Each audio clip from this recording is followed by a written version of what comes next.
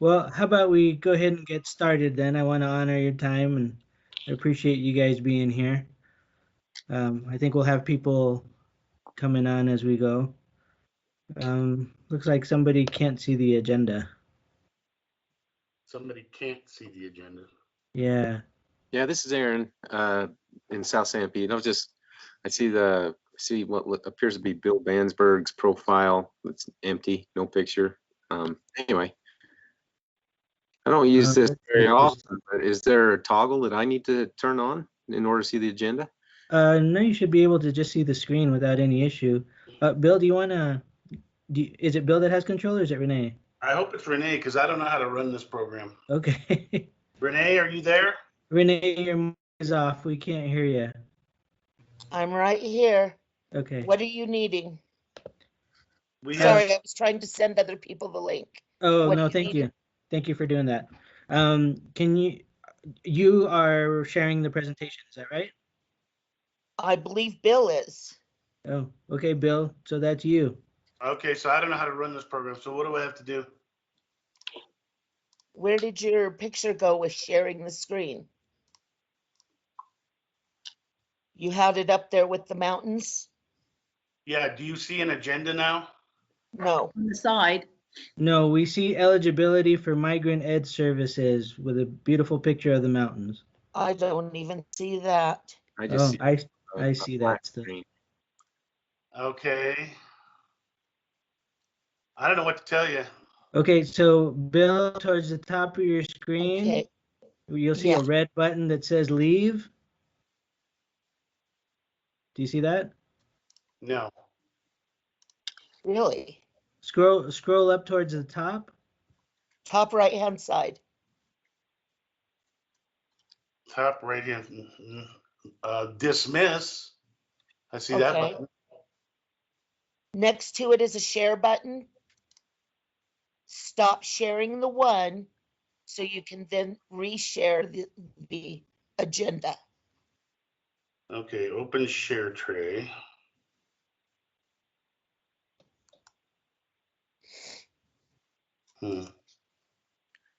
Oh, I see something now. Yeah, something's happening.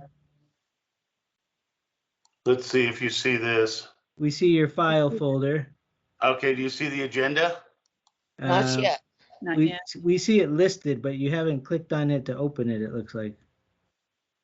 I wish we were using Zoom. I'm going to open the share tray again. Okay. I'll remember that next time. Oh, we got it. Okay. Hi, Bill. We saw the top of your head for a minute. No, well, that's cool. There we go. Now we see an agenda. Do you want to kick it off, Jeff, and then we'll... Sure. Well, I'm so happy to see everybody. It's nice to see you, even though it's on camera. I certainly do miss seeing all of you guys, and I apologize for what's been going on with the communication between this meeting, and it seems that there have been some cancellations come through that shouldn't have gone through, and we did have to rearrange the date, so I do apologize for that. As I mentioned earlier, I don't know if you guys heard, but I've been nonstop from meeting to meeting because both of Migrant Ed and because of McKinney-Vento. As you know, in particular right now, McKinney-Vento is a hot topic for everybody to discuss. There was something like $800 million worth of ARP funds that were going to be hitting the nation, and we ended up with a good chunk of that, not 800 million, but a good pot of money for McKinney-Vento, which is great, but that has really consumed a lot of my time and a lot of meetings. So I apologize that we've had to cancel and reschedule. And then along with that, just some of the technical glitches that we've had with Teams. Hopefully, and as Bill has just mentioned, as we move forward, we'll use Zoom instead, or something that will be a little more fluid for everybody. But I do appreciate seeing you guys, and I know you guys are working hard, so thank you very much for taking the time to meet with us today. We do have quite a bit to cover, and there's a lot going on. As you know, we stopped using maps this past year, since the 31st of December. And we now have a contract in place with a company called MIS 2000. And we won't have a presentation from them today, but we will have one soon. I'll get that scheduled and get it taken care of. The contract literally has just been completed and closed, so we can move forward with getting things squared away, and making sure that you guys have access to inputting COEs again. So I hope that you've been keeping your COEs as you've been finding families and students, because we'll jump into that again, hopefully within the next couple of weeks, to be able to start looking at that and get you guys trained on the new system, so that we can move forward. As you can see, Bill is still a part of our lives, and we're grateful for that. He's outstanding, and I love working with him. He's just not only really genuine, but really supportive of me and what we're trying to do here in the state as well. So I certainly appreciate Bill very much, and I'm glad that he's still with us in any capacity. And even if he wasn't, I would still be calling him and bending his ear. So I appreciate him being around as much as I enjoy talking to all of you guys. So with that, let me go ahead and turn the time over to him, as he'll kind of take us through some identification and recruitment training, which is important. So I hope that you guys have your recruiters on with us. If they aren't you, that they are listening as well. So Bill, I'll go ahead and turn the time over to you. Thanks, Jeff. Please let me know, since I'm not an expert at this program, let me know if you're not seeing what I'm talking about. We have the agenda up here. We got a lot of stuff to cover. Jeff's going to cover towards the end of the agenda, but I'm going to start it off by talking about one of the things we have not done through the years is a direct training on IDNR, identification recruitment. Some of the stuff we will be covering may not be new at all to recruiters. Some of it, if you're new to the field, it might be, but we thought it'd be good to kind of go over some basic kinds of things. So everybody can see the agenda, right? Yes. With somebody, if you're not speaking, would you mute your mic? Because I keep hearing somebody moving around a lot, moving papers or something. You keep hearing it in the background. So if you want to ask a question, unmute, but if you wouldn't mind, mute your mic. That way we won't hear extra things. By the way, the agenda is, these are all migrant kids. This is taken from my daughter's classroom.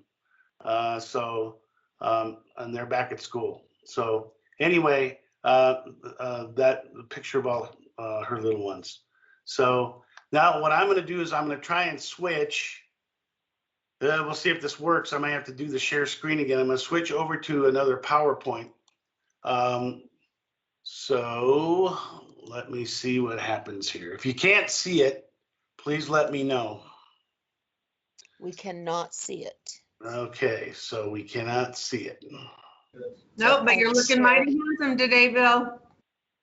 What's that? You're looking mighty handsome today. Oh, somebody who's not wearing their glasses. Let's see, open share tray. All right, let's see. Now can you see it? Yes. It should say eligibility for migrant education services. Everybody see that? Yes. All right. This will be the first thing that we're going to cover today. And like I said, this is not, for those of you who've been recruiters for years, this is not going to be new information, but we just got done with the re-interview. Hilda did the re-interview and did a very fine job of it. And we came once again with no defects. And so, people have done a good job of recruiting, but there are some things that we should just kind of talk in general about, just to make sure that people are clear on them. Because if we're not all running down the same trail when it comes to identification and recruitment, we can start making mistakes. This is a guide that I put together for IDNR, and it's something that, Jeff and Renee can send out, or I'll send it over to them. And to anybody that's new to migrant education or recruiting, this might be something that would be useful for them.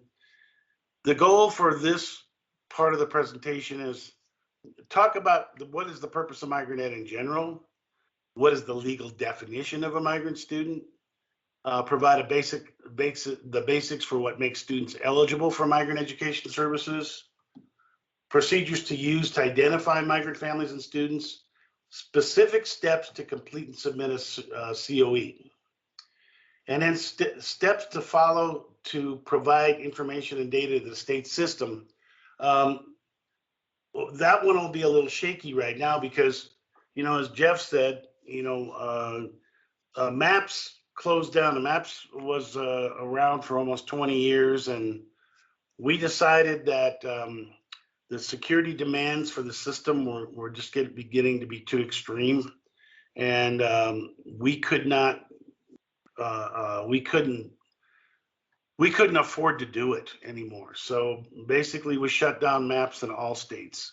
And I know that many of you guys used MAPS for many years, and we appreciate that, and we did our best to make sure the system worked correctly.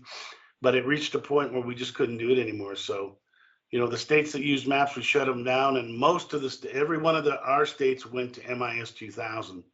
MIS 2000 is now the biggest data system company for migrant ed, and they know what they're doing. They're the original folks that did.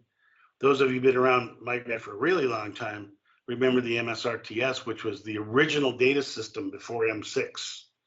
And so MIS 2000, basically when they gave they took the contract away from MSRTS and gave it to M6, the old MSRTS people continued and created the MIS 2000 system. So they've been around working with migrant ed longer than I have. So I think you'll be in good hands. It's going to be a different kind of a system. You guys will have to learn that, but but I think you'll be satisfied with it. Also, finally, to provide information on where to get answers, questions for technical assistance. All right, so I'm just going to go through some things. If you have any questions or comments, just turn on your mic and ask them. There's no reason not to. We'll keep this real informal. So let's talk about what is a migrant. A family or emancipated child who moves due to economic necessity and who works in seasonal or temporary agriculture.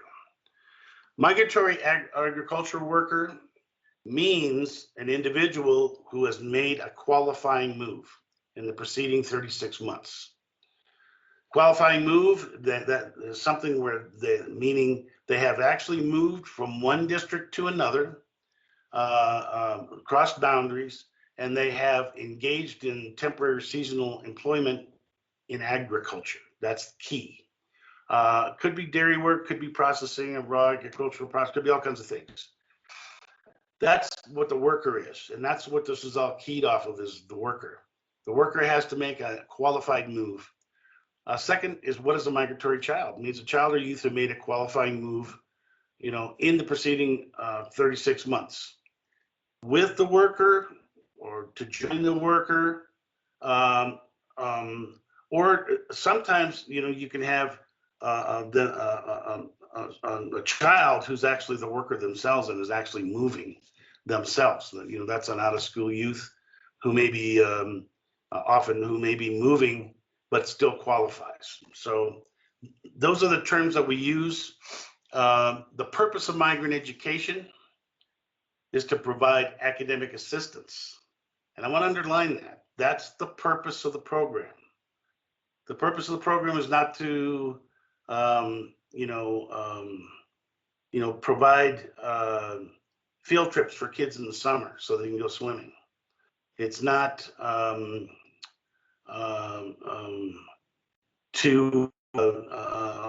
many migrant families need, it's not to help hook migrant families up with, services, social services, or additional kinds of housing. You know, those are good things. And I'm not saying that recruiters shouldn't involve themselves in that, but the purpose, the reason that the money's there is to provide academic assistance. That's one of the things that we can't forget. When we recruit migrant kids, you can't simply recruit them and then that's it. We recruited them, they're eligible, but we didn't do a thing with them. The point is here that we have to provide some kind of extra academic assistance to migrant kids. That's the reason we're doing all this. All right. And I understand that a lot of you already know this, but let's just kind of go over it. What is a qualifying move? Okay, first of all, it has to be due to economic necessity. Family has to be moving because they need to economically. It's not, you know, we own a ranch in California, and so we're going for the summer to our ranch in Utah that we also own. This is a qualifying move is a family that's moving due to economic necessity from one residence to another residence. You can't have a situation where, you know, the worker is moving, which happens. You know, you've got a family who stays in the same house. The worker moves for a couple of months to do the work and then comes back. That family's not migrant. The kids haven't moved. So there has to be one residence to another residence where the whole family's moving, and from one school district to another school district. Except in the case of a state that's comprised of a single school district. And that would be, you'd say, well, where's that? Well, that's like Hawaii. Hawaii is actually one giant school district. But they actually have migrants in Hawaii, quite a few. Actually, they have many more migrant kids in Hawaii than in Utah, believe it or not. Hawaii has about 2,500 migrant kids. And what happens is they follow the macadamia nuts and the coffee and the fishing. And so even though the state's one school district, they actually divide it up into what they call complexes. So if a family is moving from complex to complex, and there's a lot of, you know, when you're going from island to island, that's a pretty distance. And when you're on the big island of Hawaii, it's a pretty big distance just to go around that island. So there's a lot of migrant kids there, and that's an example of where you can be migrant and moving within the same district, but you can still qualify for migrant education. But they have a special agreement with the U.S. Office of Migrant Ed. There's also a second case where if a school district is a district of more than 15,000 square miles, which can happen. I don't know if there's any districts that big in Utah or not. I know there are in Nevada and some other states. You can still make a qualifying move within the same district if it's 20 miles or more. But for the most part in Utah, it's going to have to be from one school district to another school district. It's going to be very unusual. And I'm not, unless there's a district of more than 15,000 miles in Utah, families are going to have to move from one district to another. So that's one of the first things you're going to should check as a recruiter. Did they actually move from one district to another? Okay, what children are eligible for services? Okay, ages birth to age 21, who are entitled to a free public education through grade 12. In other words, up to the point of their age 21, they're eligible. Now, you really don't actually get migrant funding for a child until they're 3 years old. But when you fill out a COE, you should put everyone on the COE, including, you know, from infants on up, because that's a way of tracking, because as soon as that child turns 3, they become eligible. And you can count them in your counts. So that's important for you to know. And the best way to do that is to go ahead and put them on the COE, to go ahead and track them that way. Because then as the time goes by, you can kind of move up and see, well, the next, you know, this next year, you know, this child's going to be eligible. So make sure that you put everyone on a COE when you are filling it out. Okay, Bill? children, yes, Can I just add something to that? yes. So with your funds, it would be really profitable for the family if you can put something together in like a preschool setting to start that 3-year-old to start knowing things and preparing the parent, because that next year will go into hopefully to Head Start. But 3-year-olds, they can start providing services for them in their education, because every school district, when they're 2 or 3, they have special programs and special ed, but they also have preschool. So I'm just throwing that out. If the recruiters could get a box together with just simple things as the child moves up in age to go to kindergarten. I can't agree with Hilda more, and I'll tell you another reason why. The next thing we're going to talk about after we get through with this part is we're going to talk about the continuous improvement cycle. We have to do needs assessment and all that. One of the things that OME requires and they require this, is you must, absolutely must, respond to how you're going to meet the needs of preschool kids. That's not an option. Every migrant program has to have some plan. Now, it doesn't have to be that the program itself is going to create a preschool. It could be that, you know, the plan is that the kids are going to go to Head Start, or that the district has a preschool program, or they're doing something. So it is very important that when you those who are running the migrant programs in the local districts consider that something has to be said. You either have to provide some assistance with preschool, and it could be like Hilda said, you know, put together things that would be helpful for parents, or you have to have a plan as to what happens if you know, to assist migrant children with readiness for school. So whatever that is, and it doesn't have to, like I said, it doesn't have to be like the migrant program is providing a preschool program. It can be, well, we have a partnership with, you know, a preschool program or something. But that's something just to kind of be aware of. That's really critical. Okay, what children are eligible? Children who have moved as a migratory agricultural worker or migratory fisher. It is possible, by the way, for a family to qualify who are doing what's called subsistence living. In other words, if you're hunting or fishing to live and you're moving to do that, you may not be working for somebody else, but you still qualify for migrant education. We had talked about Hawaii. That's a common qualifying move in Hawaii, is the families that have to fish, and so they follow the coast and move from school to school while the family fishes, and they live on the fish they catch.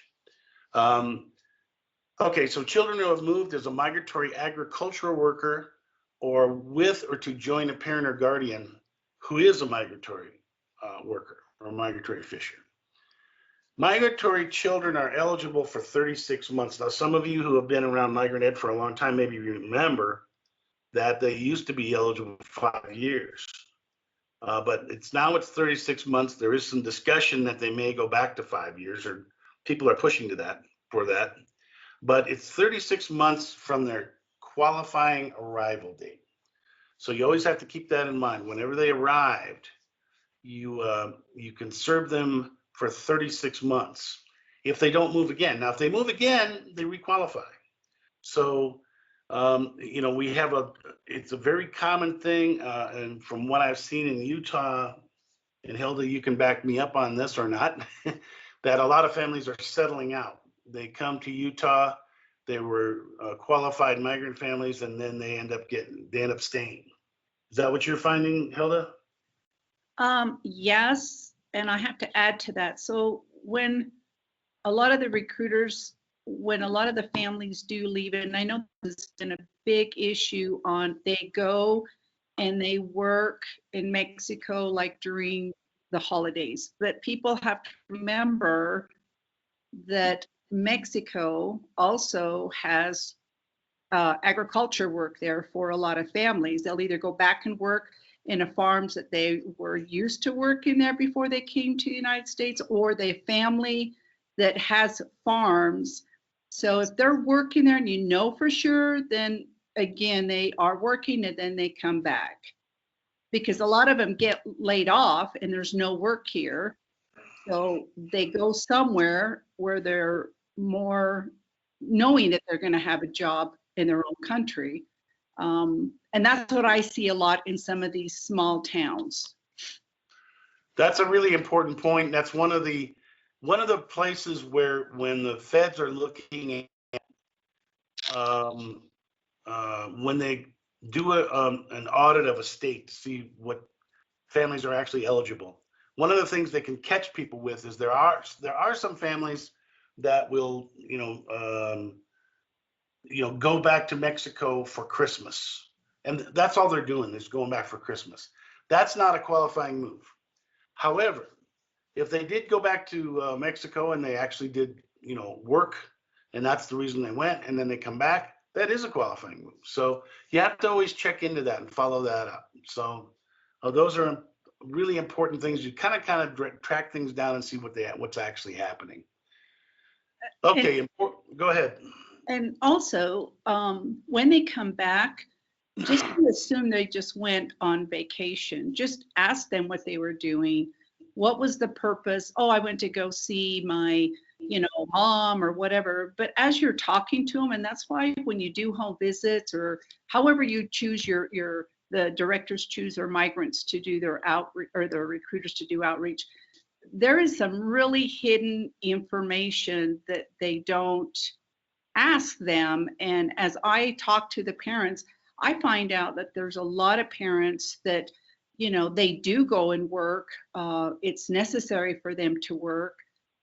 So you just have to really get to know the family and really read between the lines. Some stay here and probably work work here, but then they move out of their district to work at other places like, like Brigham City or up north, that they have family and they say, come and work here. We've got good crops that are doing.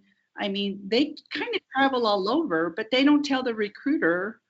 And sometimes the recruiter misses that, because if they move to another district and work in the summer, that they can requalify for another 3 years. Once So again, I go ahead. So I have a family, this just came to mind. They had moved here from California. They worked in agriculture in California, and then they went to California for a funeral. Their car broke down and they ended up staying there for a month. And to save money, to get money to fix their car and come back, they worked the month that they were there. And then they came back. Would they requalify? They could if they, what kind of work were they doing when they were in California? Agriculture again. So they worked the summer, even though they didn't move there with the intention to work. They went to the funeral, but then circumstances made it so they had to work and stay there longer. Economic necessity. Yeah, I would Okay, say absolutely that's a qualifying move. Okay, thank you. Okay, let me go on, and if there's any other questions, please just jump right in. I put this as an important notice. Do not enter any student into the Utah State Data System, which is now MIS 2000, without confirmation from the State Migrant Director. Any information, let me just tell you, it's every state system, every state data system, and I'm not talking about maps now or MIS 2000, I'm talking about your state data system that your district uses, has a place to check off if kids are migrant. That has created a lot of problems, because what ends up happening is in the local, school, the secretary, the family comes in and the school secretary says, is this family migrant? Or ask them if they're migrant. The family says yes. Without any COE, without any knowledge of eligibility, they'll check that box and they'll go into the state system. When MAPS was, one of the things we did with MAPS is we never went by whatever was in the Utah state system. Is that STARS? Is that what it's called? I don't know. Whatever the Utah state system is called.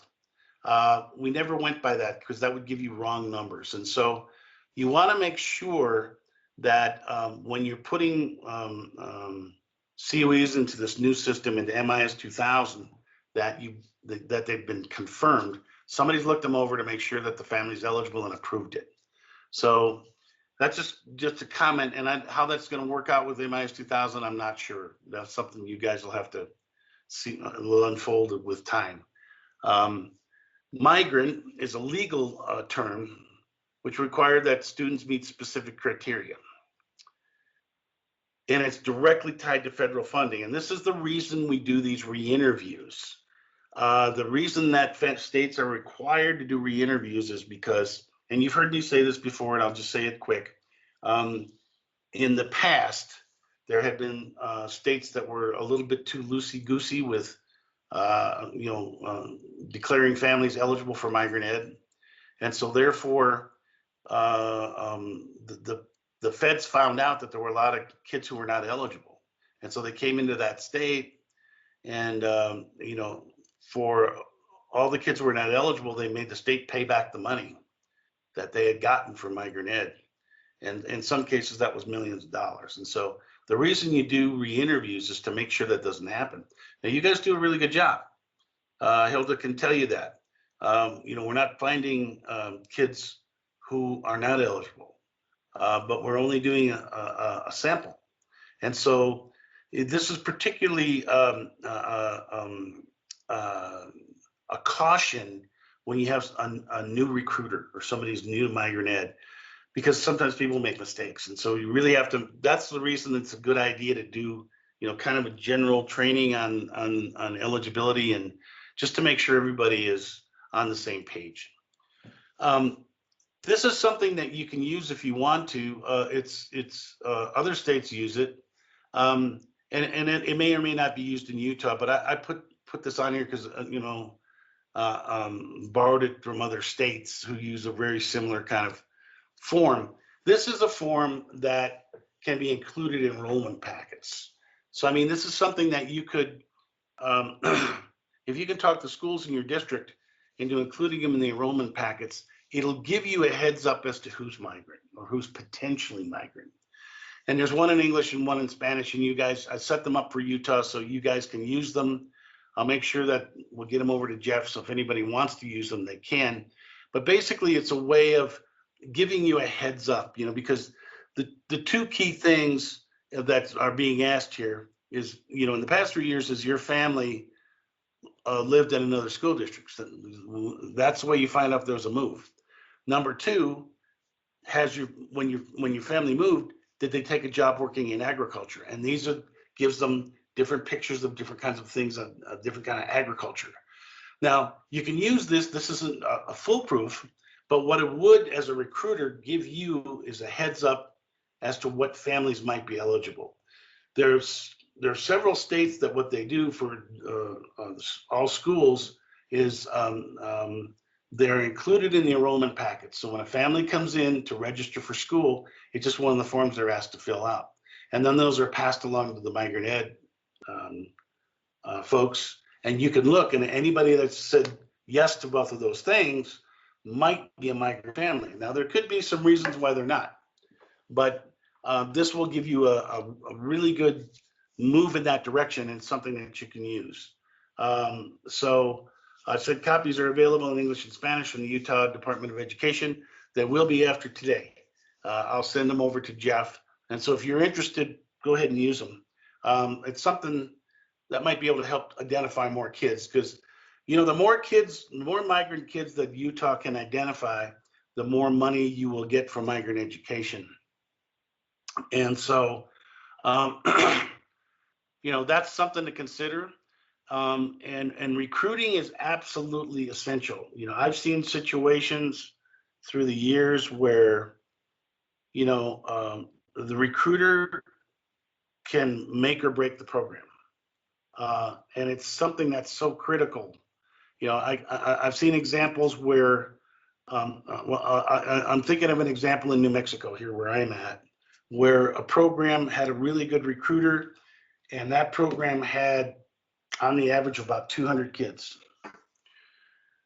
That recruiter retired, and another recruiter took their place and did such a bad job that after 5 years, that program was down to 9 kids.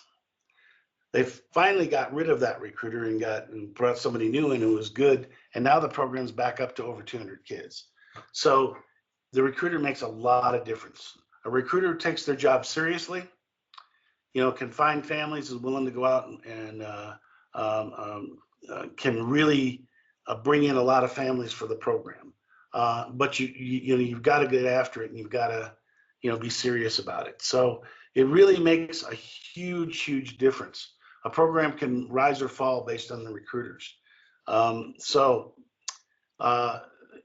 This is another form that is something that you can give to families or that schools can have available that talks about what the purpose of the migrant program is. And this is something that I just want to talk about briefly. This is another form I put together that I'll send over to Jeff, and Jeff can send it out to you guys. And if you want to, you can make stacks of these and give them to the schools so they can hand out to families who might be migrant. But the purpose of Migrant Ed, as it says on this form, is to provide educational services, assistance with reading, writing, and math, assistance in learning to speak English, readiness for school. That's what the purpose of the program is. And you have to be careful when you're recruiting migrant families. First of all, you have to you should be talking about that and what the purpose of the program is. And be careful about things like suggesting to a family that one of the services of migrant education is free and reduced lunch, because that is not true. Kids do not get free and reduced lunch from migrant education. They get free and reduced lunch from being Title I or low income. So although many migrant families are, you have to be careful when you talk to families that they understand what they're signing up for. Okay. And so the purpose of this program is to provide academic services. And so that's something just to kind of keep in mind. In Utah, services are provided mostly during the academic year, and we do have some summer programs. So that can, those are, depending on what your district does, you can pass that information along to families. We also want you to know that, and I'll talk about this a little bit more here later today, we get further into this, but the Migrant Literacy Net, now has a parent portal on it. And it's all set up so that parents can go online and answer a few questions, and the system will automatically assign screeners to kids to find out what their needs are, their skill needs in reading and now math. We've added math to it. And then those screeners will automatically assign online tutorials to kids in English or Spanish. And so you could also give these flyers to families as something to entice them. A lot of times, we do a lot of re-interviews in a lot of different states. A lot of times when we talk to families, what we find out is that families are saying, my kids need help with reading. They need help with math. How can the migrant program do that? How can the migrant program help me do that? This is one approach to that. The whole Migrant Literacy Net was set up to do that. And so we'll talk a little bit more about that later, but these are flyers that you can hand out to families as another thing, another reason, another incentive for them to want to sign that COE, okay? Any questions so far?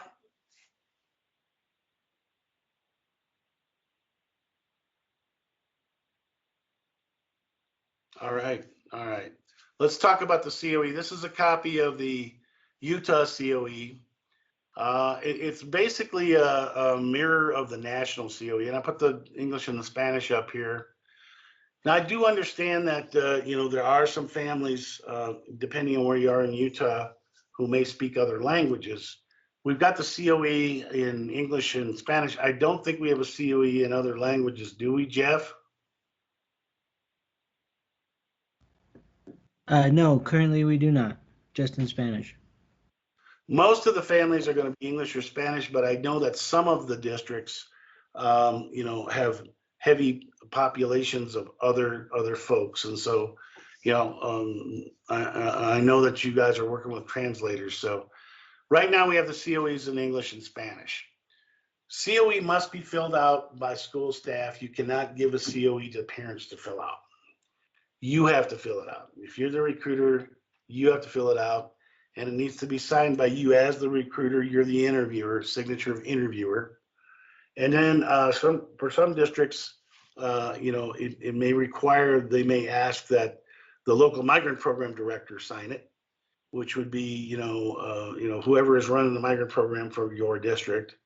And then finally, it's a signature designated SEA reviewer. That would be Jeff or Renee or somebody from the Utah State Department of Education has to sign it. And then it's legit, it's approved, okay?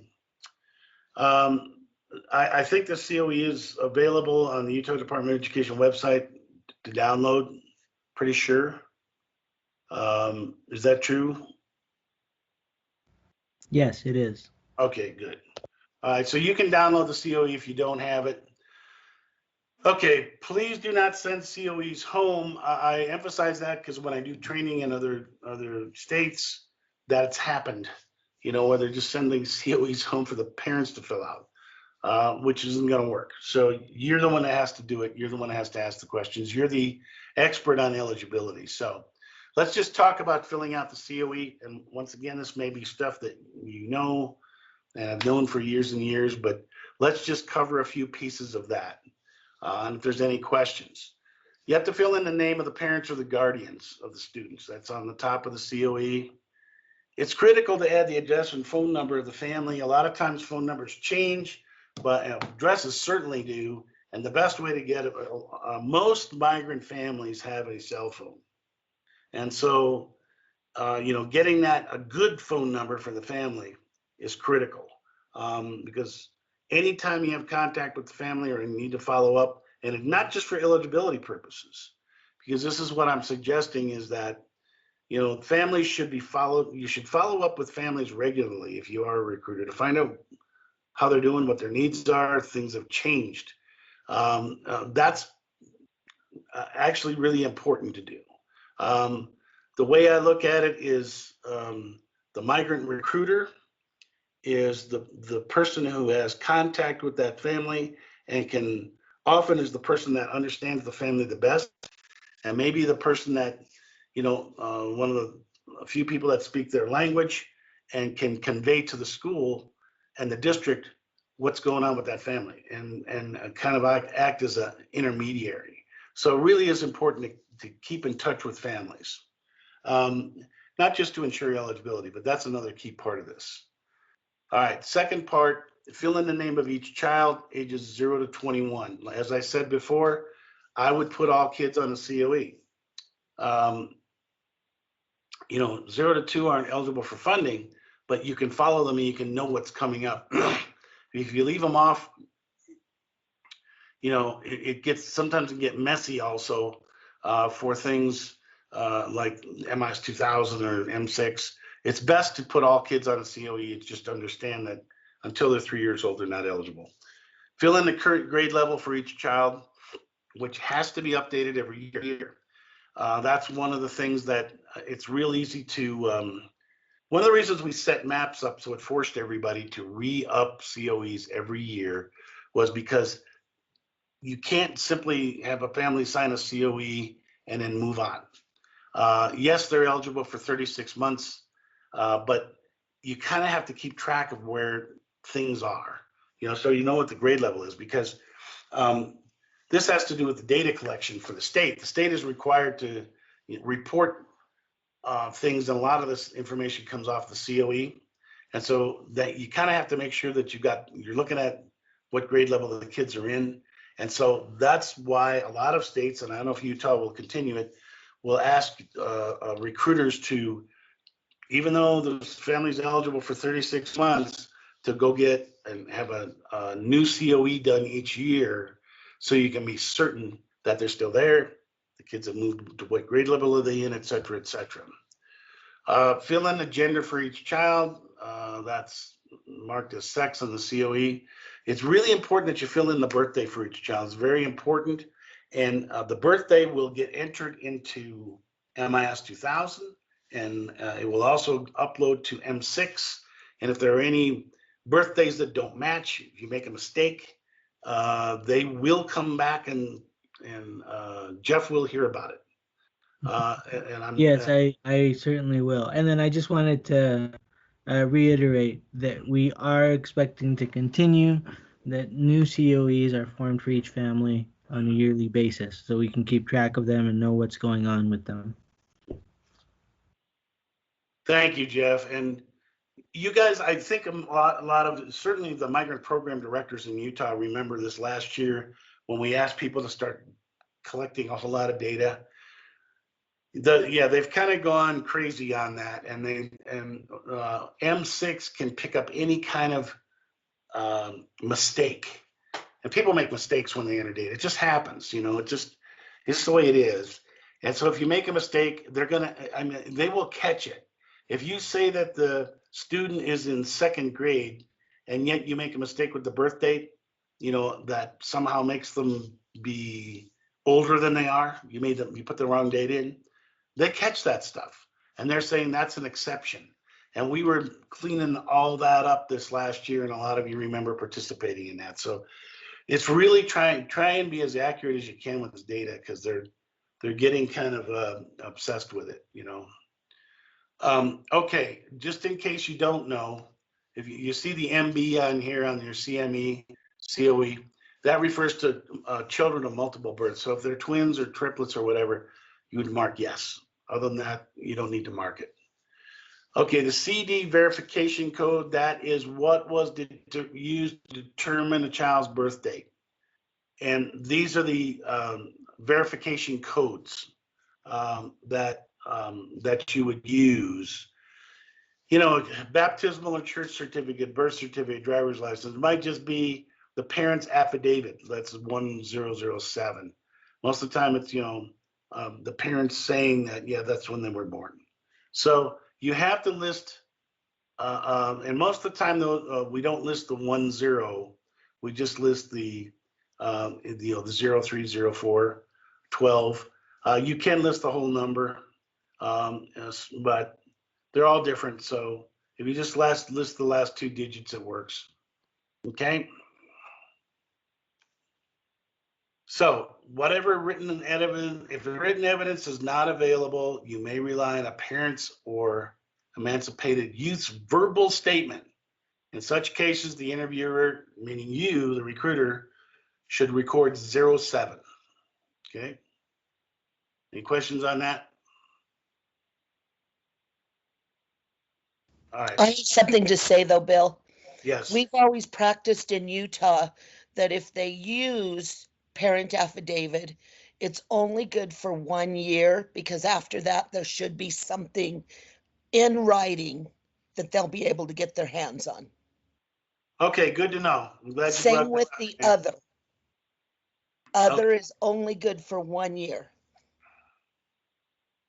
All right, so you guys heard that. You can only get away with that one for 1 year. All right.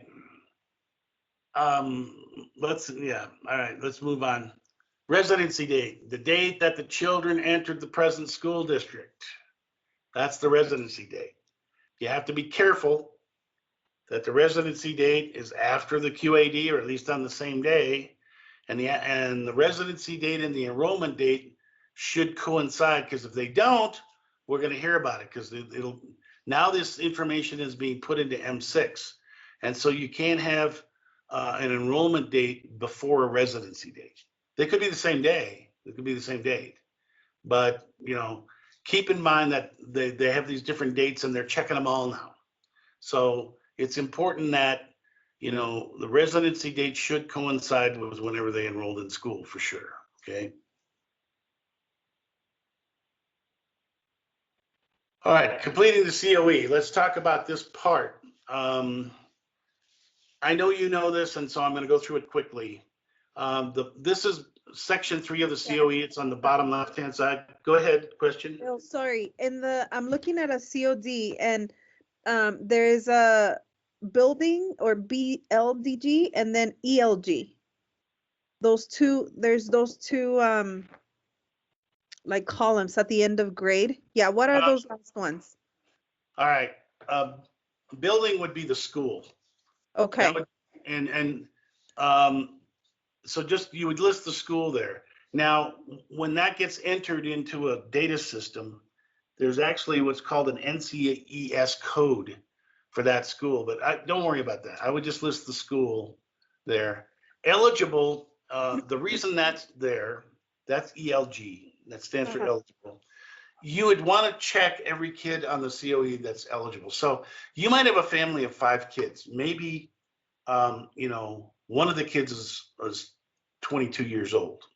So they're not eligible, so you don't put a check mark there. Okay. There could be reasons why a child's not eligible, like they're 1 year old. They're not eligible, not really, but you put them on the COE anyway. They're eligible when they get to be 3. Mm-hmm. So that's what those 2 columns are for. Okay, thank you. Okay, completing the COE, the bottom left-hand box of a COE is where you put all the information on, and it's basically check boxes on what's qualifying moves and work. So you can fill it out, some of it's real clear. The children listed on this form, moved from a residence, in whatever they came from, which is the school district and city, state and county, to a residence here in Utah. Bill, I have a question for you. Yes. This is Penny. Sorry, yes. The COE that you are using, isn't this the old COE? The new one doesn't look like that anymore. It's similar, but number 4 has changed. Number 4 has changed? On the new COEs that we were sent, they don't look like that anymore. Okay. Is there a new COE, Jeff, that I don't have? A couple years ago. Yeah, there was a new one published a couple years ago that was sent out. So I don't know if well, I guess you hadn't seen it yet. So the one that you're using right here, Bill, is the one that's on the state website. And also the new one that they've printed does not have the green copy in Spanish anymore. Okay, good to know, Penny. Penny, do you happen to know what the difference in number 4 is? Number 4 now states, so it got rid of, okay, it says the worker moved due to economic necessity on the date. You put the date and the residence again, from where to where. And then A is engaged in new qualifying work soon after the move, provide comment if engaged within 60 days after the move, or B, actively sought new qualifying work and has recent history of moves for qualifying work, provide comment. There is no C with the 1 and 2 anymore. All right, that's good. I'm glad you brought that up, Penny. I wasn't aware that Utah had changed the COE, but that's really important. That reflects the changes that were made in ESSA about there's slight changes as to how you view intent, that whole idea of intent, where the workers came with the intent to work. And so the language is slightly changed. Let's just go through this anyway and quickly. We'll defer to Penny on number 4, but most of it's basically the same thing with a slight nuance and change. First of all, the family has to have moved, and you have to list that. And then you also have to list whether the children came with the worker, or they came on their own as the worker, or they joined or preceded the worker. So you need to check that box. Those are all still there. The worker is the child's parent, spouse, or guardian. It can be any one of those, and often is. And then you need to figure out when the worker moved. Okay, the worker moved on a specific date. The qualifying arrival date is that date. When did the date on both the child and the worker completed the move? That's what the qualifying arrival date is. Now, number 4, I don't have the language in front of me, but Penny, could you read that again? What's under number 4? Okay, number 4 says, it is it's an eligibility thing. The worker moved due to economic necessity on, and then you put the date again, from a Okay. residence in, so where they moved from, and then to a residence in where they moved to. So you fill that information in twice on here, on number 1 and number 4. Uh-huh. And then A, 4A says, engaged in new qualifying work soon after the move. In parentheses, provide comment if worker engaged more than 60 days after the move. Mm-hmm. Or B, actively sought new qualifying work and has a recent history of moves for qualifying work, and then provide comment. Right. So they're asking you some of the nuances. They want to know that has this worker worked before in agriculture? You know, they might have sought new qualifying work, but do they have a history of it? Okay. And so that's one of the slight nuances that's different. And that's all that's there under number 4. Yeah, that's all they've changed. They just took off basically C? they combined them, but they took off the C 1 and 2. Okay. And then just got a little more specific for the A and the B. Okay. All right. So those you have to fill out. I'm sorry I don't have the most current one. We'll change this so we do have the current one on here.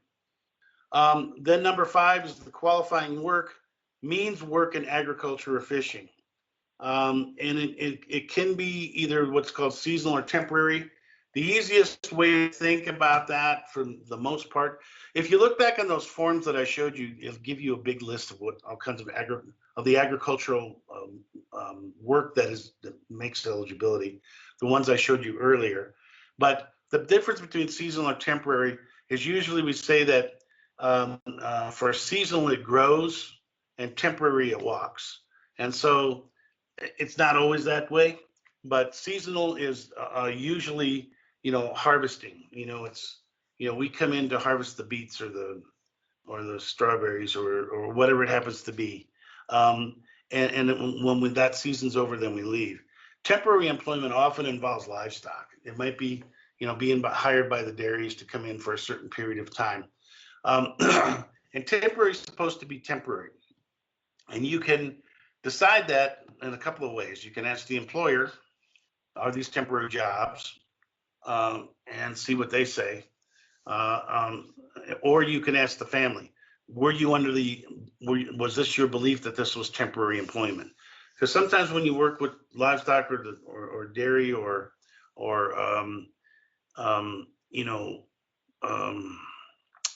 you're in production,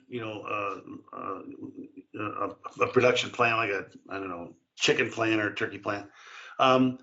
Sometimes you're under the impression it's permanent employment, but that's one of those things that you have to do what Hilda was suggesting. Is you got to kind of investigate it.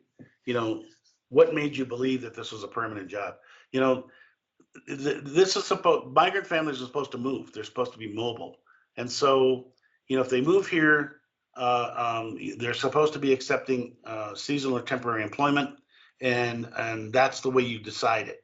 And so you have to ask those kind of questions. Below that, you would check whether it's agriculture or fishing work. Probably not a lot of fishing work in Utah. I suppose it's possible, but most of the time it's going to be agricultural. Or it could be, as I mentioned before, it could be personal subsistence. There are families that hunt or fish in order just to survive, and then they move around as a result of that. And that is a qualifying occupation. And if in order to qualify under personal subsistence, there's a limit to how much you can sell. So if you are a person who hunts or fishes, and I don't remember the amount, but you can only sell up to a few $100s or something a month. Otherwise, it is not considered subsistence. You have to actually be living on what you're doing. Okay. All right. Yes. Can I interrupt? So there's another thing that maybe we should talk about too, is if you interview the families, and one is working, but maybe down the road, 3 or 4, maybe when you do the re-interview again, the other spouse could be working. Mm-hmm. I found out with quite a bit of the families that a spouse had left, and if that spouse has left, then a lot of times they say they don't qualify. But that's why it's really important to put 2 if they're working, because if one leaves, they're still having the program to support that. And I found out that a lot of them had left, the spouses, and the mom or one of the spouses continue working. So make sure you put 2 if there's 2. If there's 1, that's fine. But that's why the re-interview or the COEs that you do every year is to update it to see actually who is the one that is working. Absolutely. And also keep in mind that regardless of what happens, once a student is qualified, they're qualified for 36 months. So, that student is, as long as their student's still there, they're good for 36 months. So keep that in mind too. Okay, completing the COE. I'm assuming that this hasn't changed on the new COE, but on the right-hand side at the bottom, this is the last part of the COE. Section 4 under comments, you should always be explicit about what the worker is doing. You can't just, it's help if you say, the worker came in and they're doing field work. Well, that doesn't explain what it is. You need to, I give an example here. Eduardo has stated that he's working the onion harvest, separating good onions from the bad. The work is seasonal, expected to last 4 weeks. You want to be explicit about that because it helps to make sure that, whatever job they're doing is one that that makes them eligible. So make sure you're explicit when you put on the COE exactly what the person does. There are some jobs out there that are very unusual that qualify, and some that don't. So you want to make sure you're clear on that. And if there's any issues, somebody from the state will get back to you. This one's clearly, a job that fits eligibility for migrant ed, but there are lots of different things that you might have questions about. You got a family that, one of the things they do is clear the rocks out of the fields, so that, they, for before planting, so you get the rocks out. Well, that qualifies. I had a family in Utah where the worker basically was killing gophers. But the reason he was killing gophers was to clear the fields so that they could be able to plant. So yeah, he qualified. We even checked that one with OME. So there's all kinds of, you need to be explicit about the work. Make sure that you put that in there.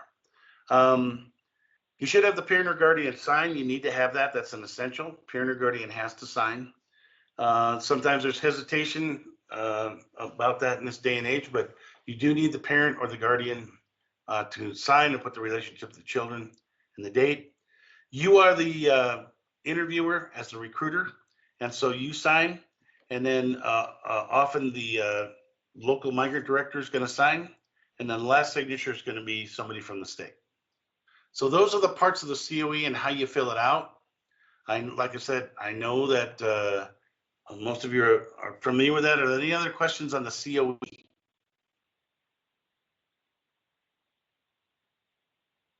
Okay. Few important notices. Going away for Christmas and returning is not a qualifying move unless the family is engaged in qualifying work while gone. We mentioned that. That's a common issue that we can run into that can cause eligibility problems. So you want to check. You want to make sure you ask the question and you explore it a little further, because families don't really know what you're looking for.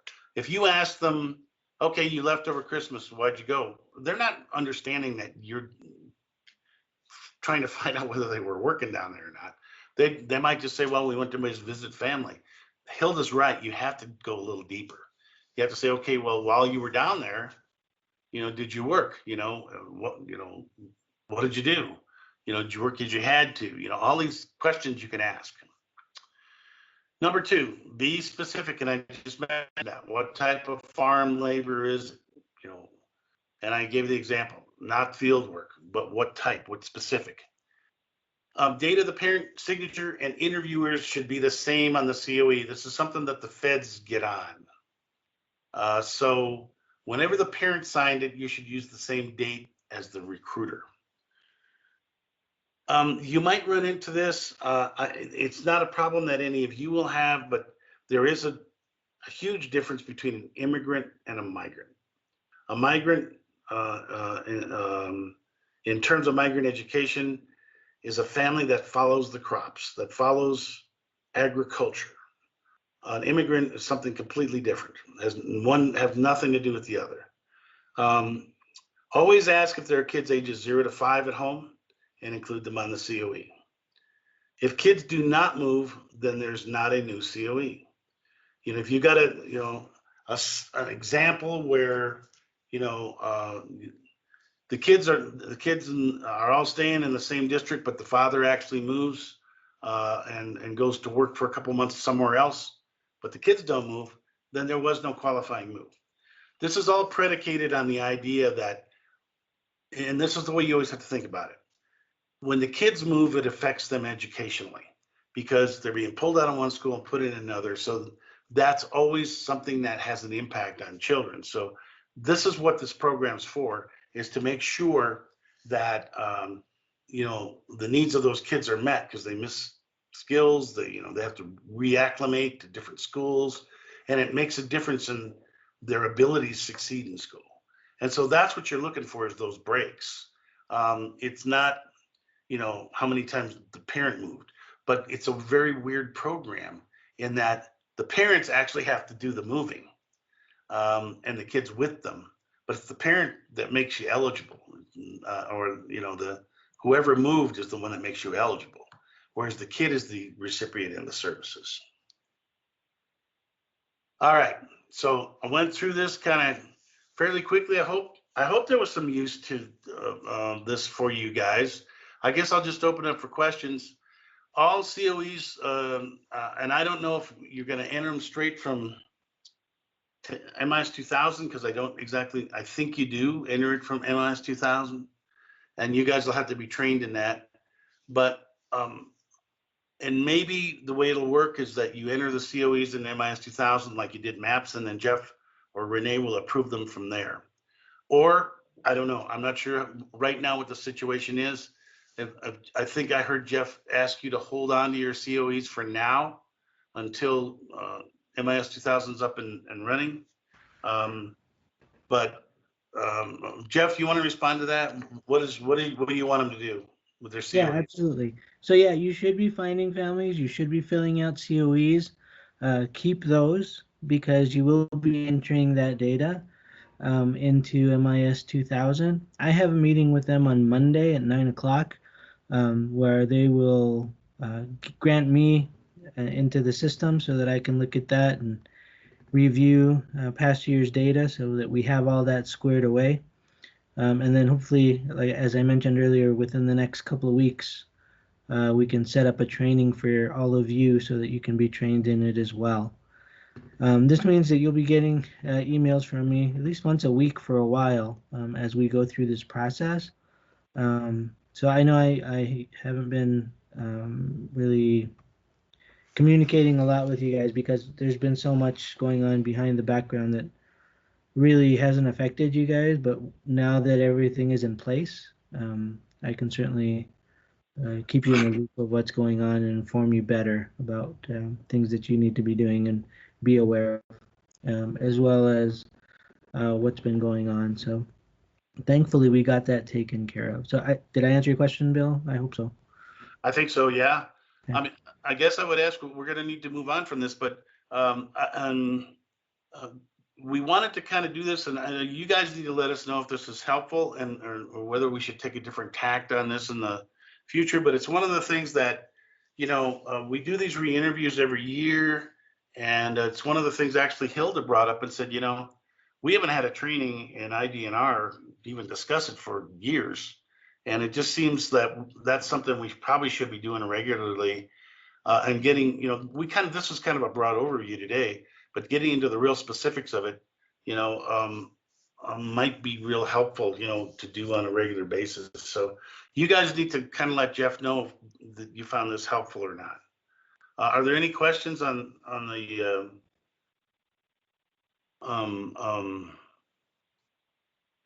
eligibility and IDNR right now, or can we move on to the next piece? Bill, can you go back just a couple slides to Sure. the list that you had? Uh-huh. Yeah. I was gonna say something about one of these, and I can't remember. Bill, I just have a suggestion. When I attended the Migrant conference 2 years ago, I attended one of their workshops that was on identification, and it was so useful that they went through different scenarios, because Yeah. sometimes it's not cookie cutter, you know, it's not very clear. So if we go through different scenarios, perhaps we're not going to be facing the same scenario when we're out there, but it'll be similar. It'll give us ideas as to what to do or how they might qualify. So I think running through the application is great, but also just or giving the opportunity for others to say, hey, this happened, you know, or I found this situation. Do they qualify or do they not? You know, anyway, just it helps as a recruiter. It helps me just solidify what I know would qualify or not. I agree with you. I think, and that's basically what I'm saying. I would suggest, I mean, this today was a general overview, but I really think, and because it was, when we talked about it, Jeff and I talked about it, you know, and I talked to Hilda about it too. So well, let's do a general overview so make sure everybody's on the same page. But using the scenarios is a very good idea, because one of the things, you know, I didn't really mention is that there are so many unique situations that can develop, that the scenarios are really good, because you're being told a story about this family in this situation. Are they eligible or not? And then people can start to see some of the differences. So I think that's a very good idea. And I would suggest that continuing to do this with recruiters, and recruiters have to be part of this. I mean, they have to be in on this meeting. Otherwise, you know, it's the local migrant director has to pass all this information along to them. It's the recruiter that needs to be part of this. And that's why we asked the recruiters to be on for sure this first hour of this. But I do think that every time we have a migrant meeting, we should have a part of that meeting where we do go through issues related to recruiting and eligibility. And scenarios is the perfect thing to use, because it gives people an opportunity to talk about that. Well, would the family be eligible? Wouldn't they? Should they be? Why? You know, so you really understand, because there are migrant ed is very complicated in probably 5 to 10% of the situations. 90% of the time, it's obvious. You know, the family moved here from California, and they were doing, you know, I don't know. I'm trying to think of a California job. They were doing Picking strawberries. picking strawberries in California. They moved to Utah, and they're doing temporary employment in a dairy. Okay, it's real clear, you know. Family moved, they moved across district lines, they're doing agriculture, that they have a history of it. Those are the easy ones. But there are so many situations where it's just not that simple. And well, what happens about this? Are they eligible? Are they not? So I agree that but my recommendation would be, every time we have a meeting, we have a fall meeting, we have a spring meeting, we should have a section of that meeting for recruiters to talk about these issues.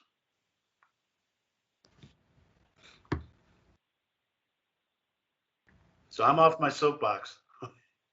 Jeff, you got anything to add? Or Well, I think that's a great idea, and we should definitely consider that. Maybe it can be an ongoing training thing that we do throughout the year, where we'll have some short meetings and have those conversations, so that we can figure out what so that we can help you guys go through those scenarios and better understand identification.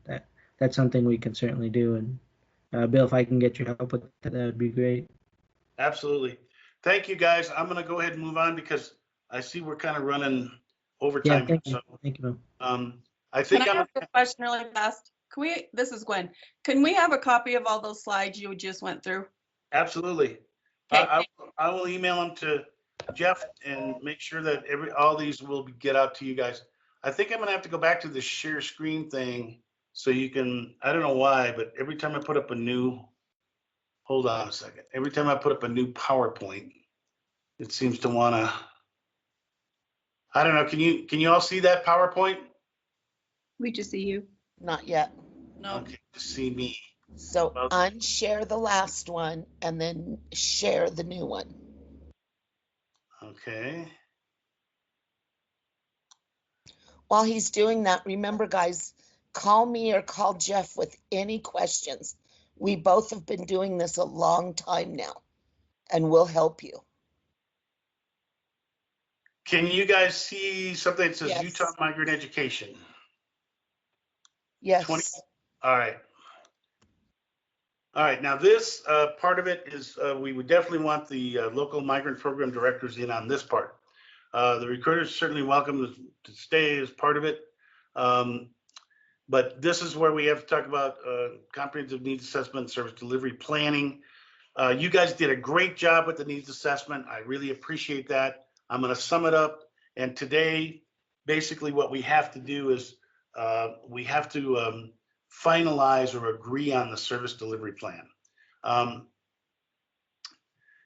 The U.S. Department of Migrant Education requires that that all state migrant programs do what's called a continuous improvement cycle. Now, you guys have heard this from me before, I know, but it's usually done in a 2-year cycle.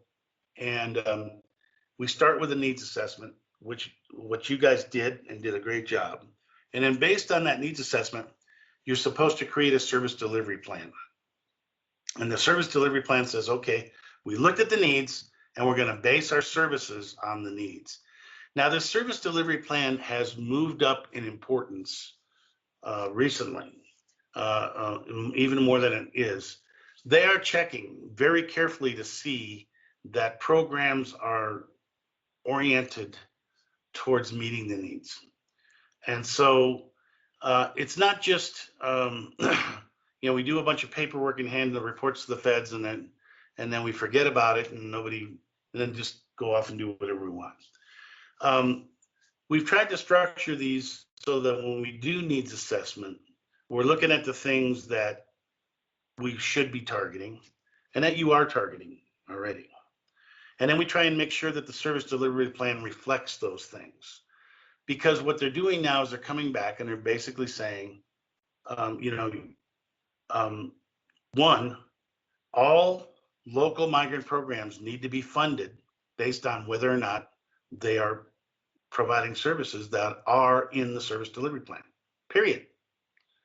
And so your funding application is supposed to reflect this. And they want to see that these services are being delivered. They're asking, are you delivering these services? Now, Utah's a local control state, and so you don't want to get into a situation where you're directing people what to do. And so the way we write this and the way we do this gives you lots of wiggle room.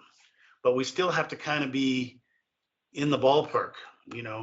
I don't think there's any issues with this because I don't think what I kind of put together some general recommendations for the service delivery plan based on the needs assessment.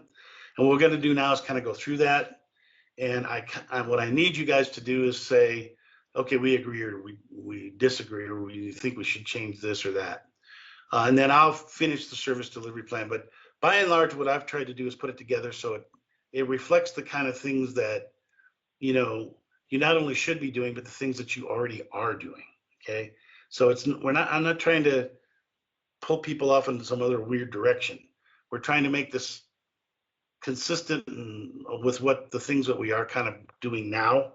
But I'm just kind of giving you an alert that it's important that, when we say in the service delivery plan, we're going to do these things, that these things are happening somewhere in the state of Utah. Because they'll come back. They'll come back when we do the evaluation, which is what we'll be doing. We'll be talking about that in the fall. But right now, all we have to do is kind of approve this service delivery plan today.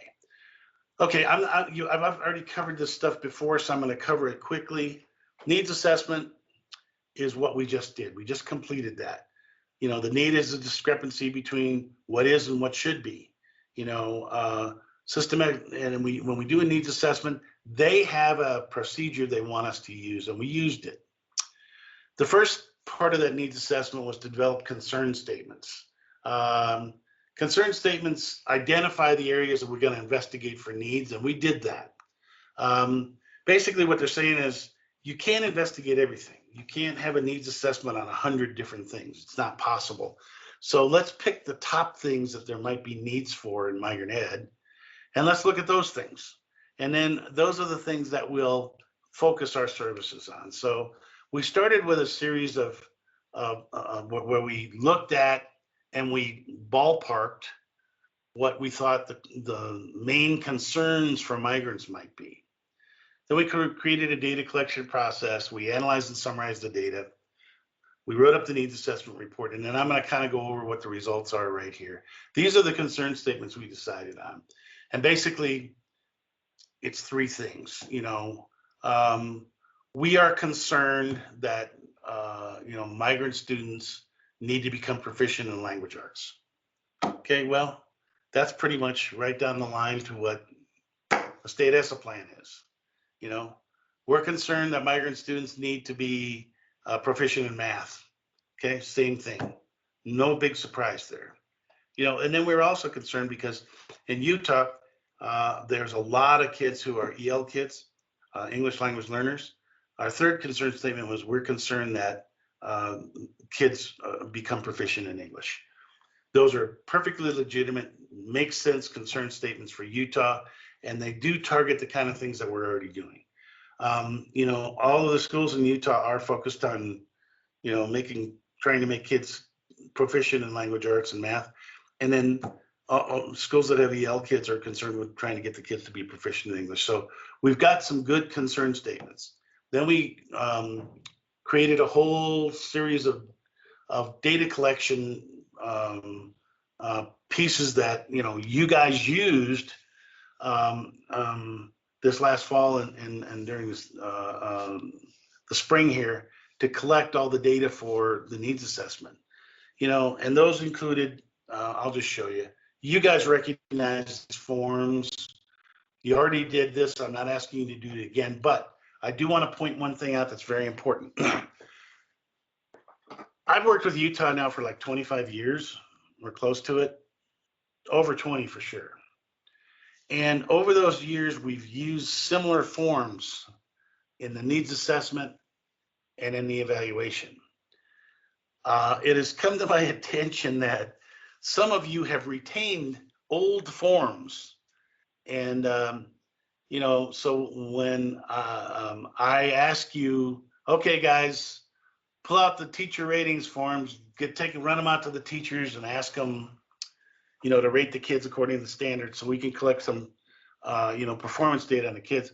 I've noticed some of you, not all of you, but some of you have pulled out old forms. The problem is there may be an assumption that these forms never change, but they do. And so, you know, a few of you use forms that were so old that I couldn't even use them. I couldn't even use them in the needs assessment. So when we do the evaluation, you know, we'll have forms like this. Please use the new forms. If you're not sure, email me and say, I'm not sure I got the right forms. Send me the right forms.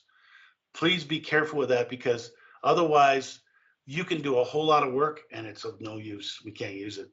So keep in mind, we kind of use these forms for both the needs assessment and the evaluation because we can do a comparison.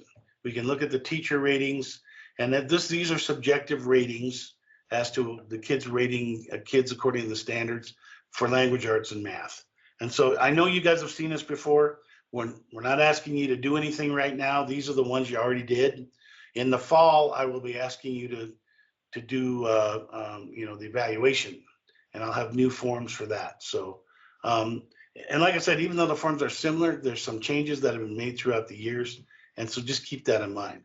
So you guys did a great job. Appreciate it. Collected a lot of data from a lot of kids. Really good numbers this year. You also did well. We had this administrator teacher survey in which we asked a lot of questions related to those concern statements. It's all facilitating English language proficiency, or specifics about language arts, or specifics about math, or other things that they ask us about.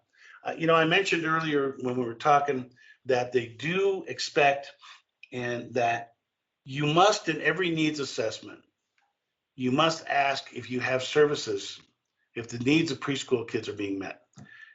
Whether we brought it up as a concern or not, that's an essential. So, they require it as part of this. So we need to make sure that when we do needs assessments and evaluations, that somehow the needs of preschool kids are being met, whether they're directly by the Migrant program, or the Migrant program is using some other services or has some partnerships or whatever. But we've got to make sure that there's something there, because they will demand it if we have nothing. If we say, yeah, we got all kinds of preschool kids, not doing a damn thing for them, but they're going to come back and say, you need to do something. So sometimes what we do is we simply have partnerships, well, we've got them set up so they go into Head Start or whatever. So those are just kind of things to keep in mind. You guys used this survey, you rated kids on that. You also collected data from parents. This is something that I asked when Hilda did the re-interviews. Hilda also did, and asked each of the families these questions. So we collected a lot of parent information. It was very good information, and parent information is required for both the needs assessment and the evaluation. So we'll go over that in a second. And finally, this is a new thing. They want to know what kind of strategies you use that are effective for kids, so we can take a look at it. And so it's asking, what do you use? What strategies do you use in your program that are effective to teach reading, teach math, help kids become English language proficient, etc. So we collected that information too, and that's included in the needs assessment. And this is kind of where whatever you say here, these are the kind of things we'll put in we take out of here, this form, and we put them in the service delivery plan as recommendations. So this form is going to become real important. That's the importance of it, as basically you're kind of saying, when you fill this out, whatever you put here, that's what we put in the service delivery plan as recommended services. So you kind of set up your own situation, if you see what I mean. All right. Look at the summary of the data, and I'm just going to go through this quick. We had 350 kids that were part of the data, which is really good. So that's over a third of the kids were actually participants in the needs assessment. Of those kids, there were only 40 that were identified as priority for service. I personally think there should probably be a lot more. Priority for service is something that you can actually, and I don't know how Jeff's got your funding set up, but it can be set up that the more priority for service kids you have, the more money you get. Priority for service kids can demand a premium as far as your funding for your local migrant program. So it is very important that you indicate who's priority for service. Now, it's fine that we only got 40 kids out of almost 900 that are listed for priority for service, but I'm saying to you that should be a lot higher. And priority for service, what is that? Priority for service are kids that had their education interrupted within the last year, in other words, a QAD within the last year, and they're at risk academically, which can be decided by a variety of things. They might be at risk because they're not proficient in reading or math, or they're not proficient in English. You can decide that, but I would recommend to you, particularly when you enter this into MIS 2000, and Jeff may have to step in and make some decisions about this himself. But you certainly have more than 40 priority for service kids, and I'm just telling you that. It would be a good idea to. Somebody want to make comment? Yeah, Bill, I have a question. Yes. This is Penny. On the academic section where it says not proficient in math, English, reading, what is the best way to get that determination? We didn't have RISE scores last year to get that. So what is the best way to get that determination? Well, you know, I think, honestly, I think this is something that you guys should, that's a good question, Penny, because So- let me give you an example. New Mexico has, and I'll send it over to Jeff, and you may want to use it. They have they lay out a whole definition of how you would decide that. And so there's several different factors that come into play that could decide risk. And if Jeff adopts it, then you could use that. I'd love to see it, Bill, if you send it to me. I will send it to you as soon as we get off here. Yeah, Penny, I was just going to say, if it is a continuing student, that is a student that we've seen before, any previous scores that you may have for the previous year could count. Just off the top of my head, that would be the first thing that I would recommend. If they're brand new, then that's going to be something different. And we'd have to have a deeper conversation about that, but just at the forefront, if it's somebody that you've already had in previous years, you could certainly use previous year scores in place of last year, since there was no testing last year. Thank you. Yep. And I'll send that over to Jeff, but yeah, I would think that would be a good idea because, state assessment scores aren't always the best indicator anyway. Although, they're one of the indicators, they may not give you a whole lot of specifics, but okay, let me go ahead and move on because I know we're kind of running behind time here. As far as language arts goes, these were the proficiency levels when we rated it by grade.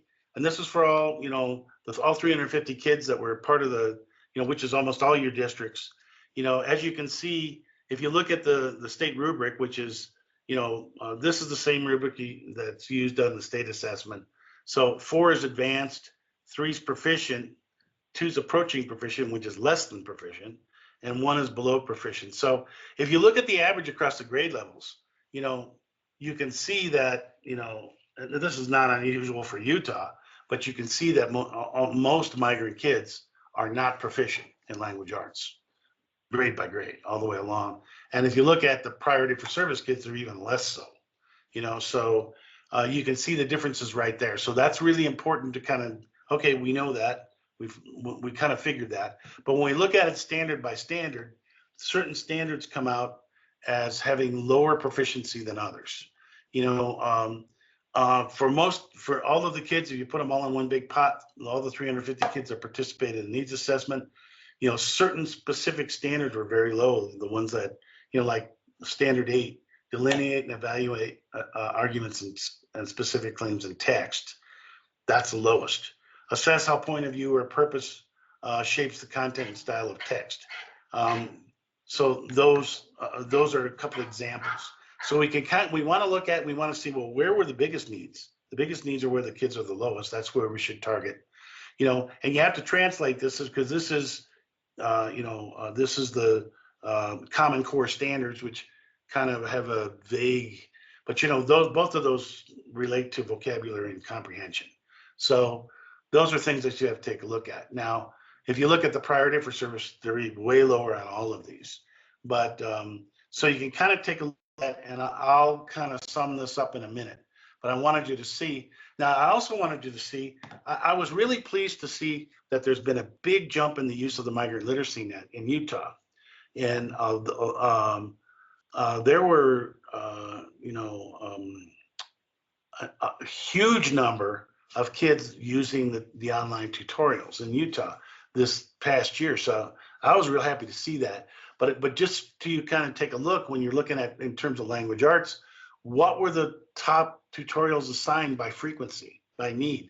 The screeners will identify what the kids' needs are and automatically assign tutorials based on those needs. And that can give you an indication of where the kids' needs are in general. And teachers can also assign tutorials. But if you kind of look at this list, and I will send this over to you so you can kind of take a look at it. I'll sum it all up in a minute. But what you've got is a lot of things related with 3 different things: vocabulary, comprehension, and real basic stuff like beginning phonemic awareness.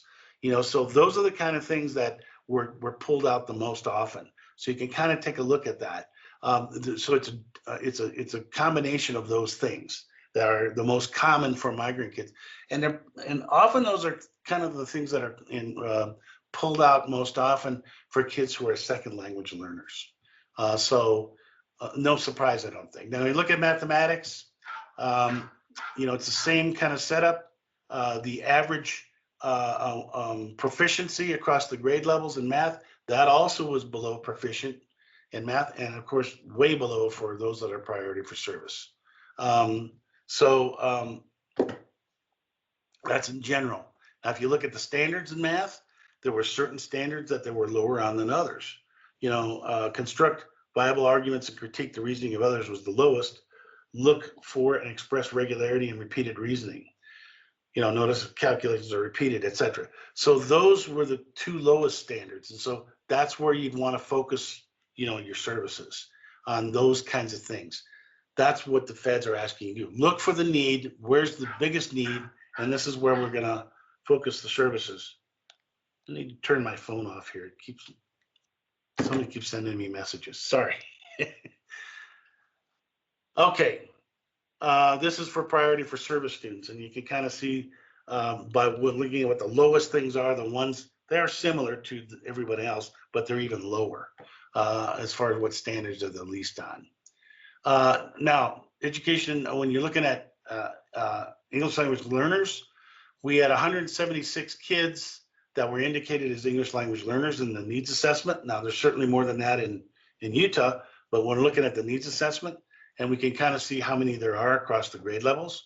And then when we look at the WIDA scores, which many of you did do WIDA last year, and so we can see that most of these kids are, on the average, the same as with language arts and math. Almost all the kids are not proficient in English.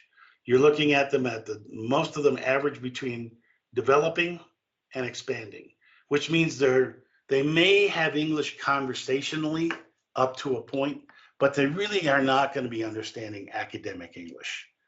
And so, is this a major focus? Yes, we targeted that concern correctly.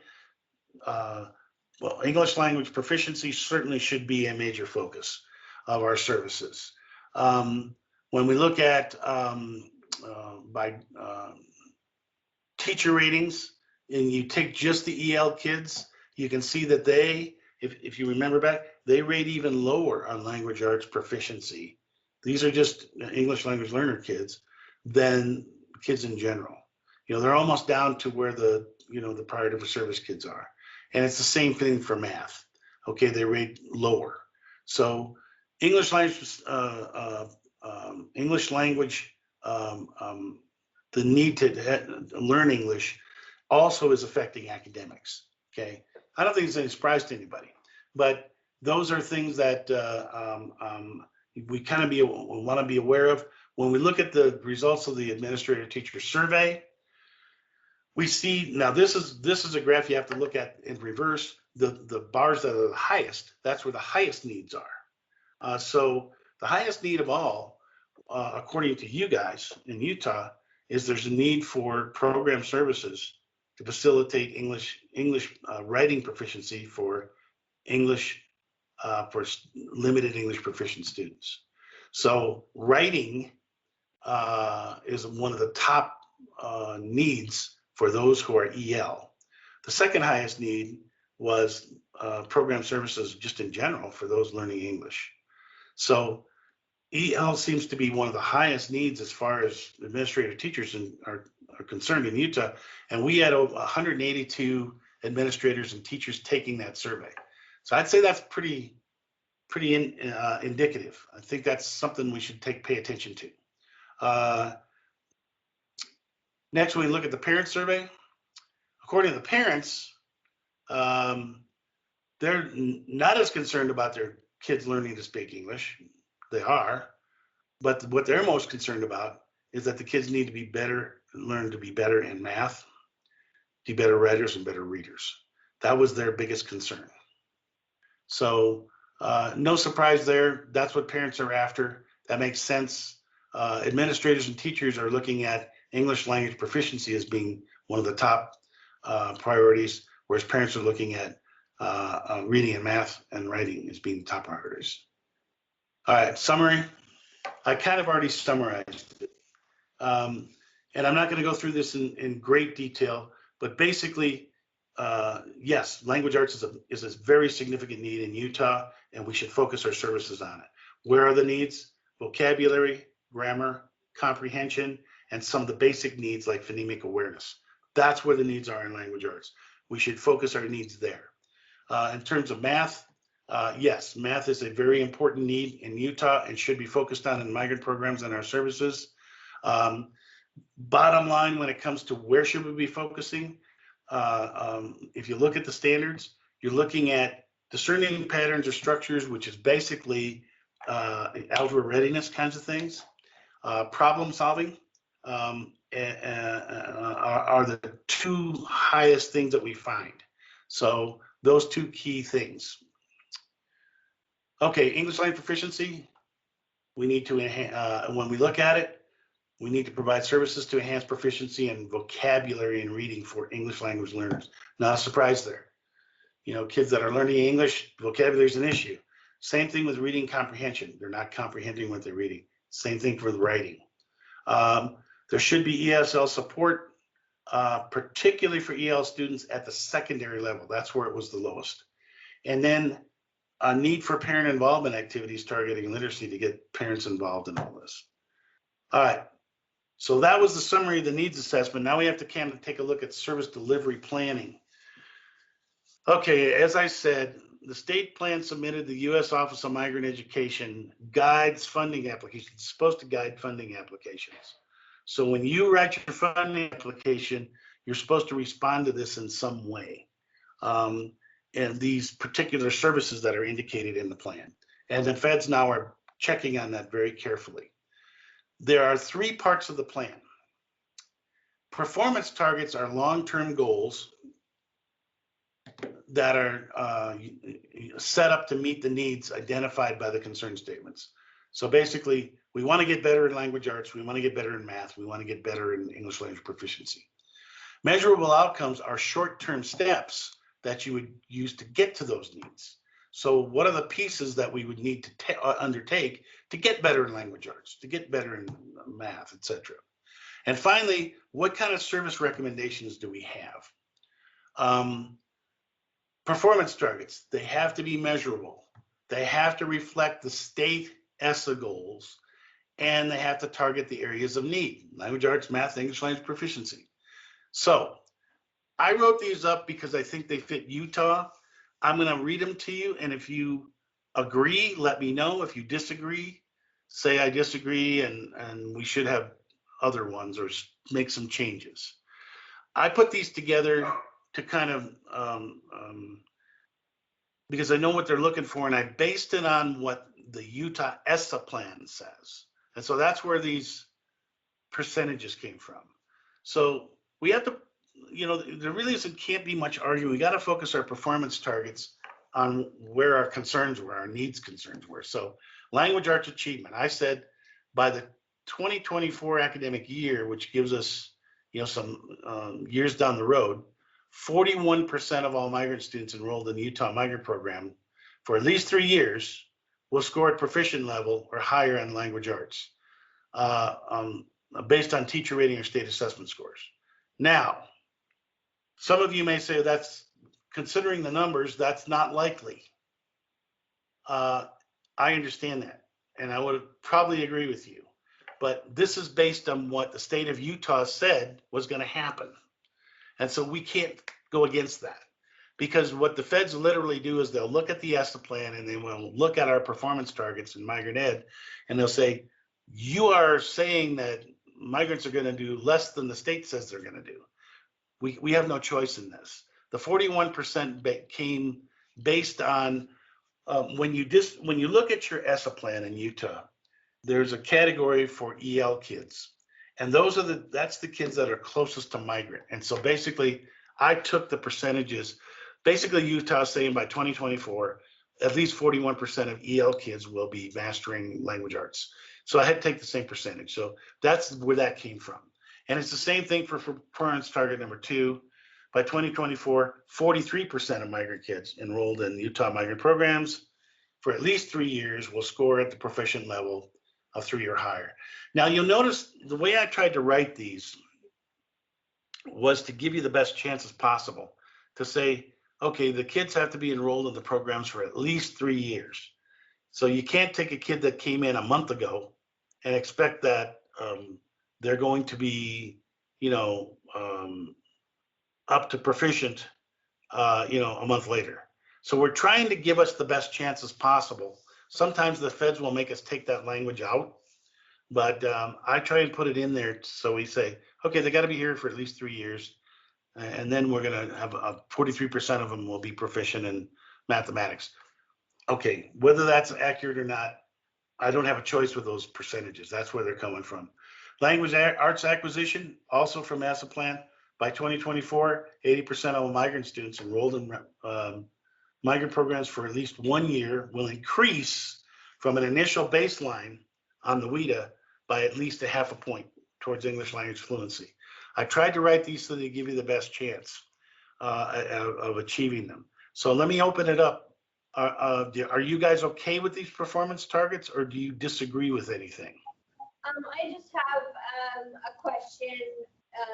For the performance targets, do we have to look at proficiency, and why can't we consider growth instead of proficiency? For example, on the state testing, looking at the student growth percentile, it's just a little bit more reasonable, I think, to look at, are they meeting expected growth versus a certain percent reaching proficiency, where so many of our migrant students are coming in at such a low level, like a level 1, for example, reaching a 3, a significant amount of growth compared to maybe that kid is still a 1, but they've made more than expected growth. And same with the English language acquisition, which is, I think it's a reasonable goal for gaining 0.5, but the state has set some guidelines for how much they should grow and do a percentage of that growth instead of just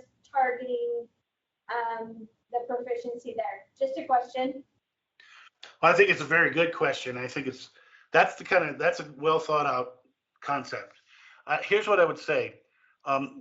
Jeff and I could check into it for the English language acquisition piece, that performance target number 3.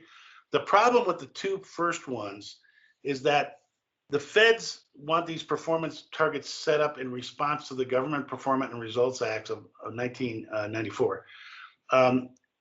In other words, they want the comparison based on the state assessment. I kind of sneak in this part about teacher ratings. I don't think we could get away with growth there, because they're saying you have to compare this to the state assessment score. That's what the feds are saying. So we don't have any choice with that. So those first 2, I don't think we could mess with as far as the way they're presented. The third one we probably can. So we could look at the growth of that. But I agree with you. You need to kind of set this up so it's much more reasonable. So I don't know if that helps or not. Does that answer the question, or does that? Well, I was just specifically talking about 1 and 2. Does it have to be proficiency? It would be based on the state test, but they do set up a student growth percentile within the state test after we've had it. Maybe if we have it 2 years in a row, we'll have that score back. But and let me check on it. Consider that would be nice to use that SGP. No, I agree. I agree. I do know that the GEPRA Act says that you have to use the rubric proficiency score. So whether or not we could back it off to a growth, we'll take a look at that. But I think it's a very good comment, because I think the more reasonable we can make this, the better. Well, so we'll take a look at that and we'll check and see what possibilities we have as far as the feds go. Okay. Okay, thank you. Are you guys okay with these? I mean, I'll give you my word. I'll look at and see if we can figure out a way to, include the growth versus the proficiency. And if we can, we will. But are you okay with these as performance targets? Yes. Okay, Yeah, they look, go ahead. they look good. Okay, great. Okay, we'll use those as our templates. We'll figure out if we can back them off from there. Okay, the next piece is the measurable outcomes. They got to be measurable. They must be steps to achieve the performance targets. They must focus on specific needs identified in the CNA related to moving towards proficiency in language arts, math, and English language proficiency. All right, I came up with these two. And so I'll kind of go through them real quickly. Increase in proficiency in reading comprehension. And I limited it to priority for service students because they want you to target those. So it targets them down to whoever's priority for service. We'll try and increase proficiency by 0.5 point based on the 4-point rubric state assessment score in reading comprehension. And we'll have to decide different ways since the state assessment hasn't been given this year in almost every state because of the pandemic. We'll probably have to use teacher ratings to do that, which I think we'd have a good chance of achieving that. And it's the same for these others. Increased proficiency in vocabulary, grammar, and punctuation, increased proficiency based on teacher ratings of student performance. Same thing for writing. I think these are doable. Now let me kind of go through because there's more of these and then I'll back up, and if you want to add some, these are based on the results that we got in language arts. Vocabulary, comprehension, writing all came up as critical. In math, the measurable outcomes increase proficiency in reasoning abstractly and quantifiably in math, increased by 0.5 point based on teacher ratings. The second, because that was the lowest, the second one was increased proficiency in understanding repeated reasoning, same thing. And then finally, increased proficiency in understanding patterns and structures, which is kind of algebra readiness. Those were the key things, the lowest things in math. I think when we're teaching math, these are the kind of things we're going to be teaching anyway. So I don't think it really is too directive to you as a program. I mean, my assumption is that every migrant program in Utah is teaching language arts and teaching math. So I think the fact that we're, focused on these pieces, which are, critical standards in math, these are where the greatest needs are. But when you're teaching math, you're going to be picking up on this anyway. And then finally, the measurable outcomes that I put together based on the needs related to English acquisition. Try and increase proficiency for EL students in vocabulary, comprehension, and writing. That's the language arts piece. And then once again, increased by 0.5 point based on teacher ratings. Okay, so teacher ratings are subjective. So, and then we'd use those same teacher rating forms that we used in the past. We've had good luck with that. We showed those gains in the past. So that's doable, I think. English language acquisition staff development. At least 80% of Utah MEP staff will report that staff development has helped them more effectively to meet the needs of limited English proficient students using research-based ESL strategies to facilitate reading and math. I think I should put a slight change in here. 80% of Utah MEP staff who receive staff development related to English language acquisition will report that it was effective. Because I don't know that all of you are doing that, and so we have to put something in there that says, that limits that. So I would make that change to that one. Hopefully, and I can, once again, I can look at, if there's a difference between what growth and proficiency, but 80% of all migrant students enrolled in Utah migrant programs for at least 1 year will increase from an initial baseline on the WIDA toward English language proficiency by at least 0.5 point. I think that's also reasonable. And then the last thing is to enhance migrant parent involvement in education of children in reading and math. I put this in here because this is part of the consortium that Utah's in, where Utah's in the Migrant Parent Empowerment Consortium. And the more we can include parents, and the parents can be included in all kinds of ways. Family literacy nights, any number of things, including something I'll talk to you about here in a minute. But I think that's an important outcome for us to put in there, since Utah is the lead state in that consortium of states. And I'll explain what all that means in a minute.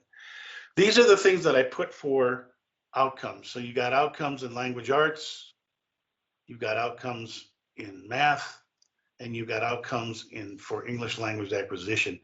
Does anybody disagree with these, or does anybody feel that there should be other outcomes, additional ones? Can you send those to us so that we can read through them and then note any changes or approvals or whatnot? Absolutely. That's a very good idea. I'll send you this piece so you can I'll just send you the performance targets, the outcomes, and the recommendations, so you don't have to go through this whole thing. And then you can just kind of go through them and say yay, nay, or you think whatever. But we do need your feedback on this, because this is what we'll be putting in the plan, the service delivery plan. And as I said, I tried to write it so that it's based on things you're doing already. But it also has to somehow reflect the needs. So yes, I will absolutely do that. I'll send it to Jeff, and maybe he can send it out to all of you. Thank you. Because I don't know that I have everybody's, address. Yeah, All right. please do, Bill. Okay. Finally, the service delivery recommendations. These are things that came from that you wrote in that effective strategies list. We have to put recommendations. Here's what you need to know about those. They should be based on effective strategies to meet needs. They should be practical, able to be implemented. We don't want to put a bunch of recommendations in here that we can't do. We're going to provide, I don't know. We're going to provide preschool services for every student whose ages, 2 to 5. Well, you may not be able to do that.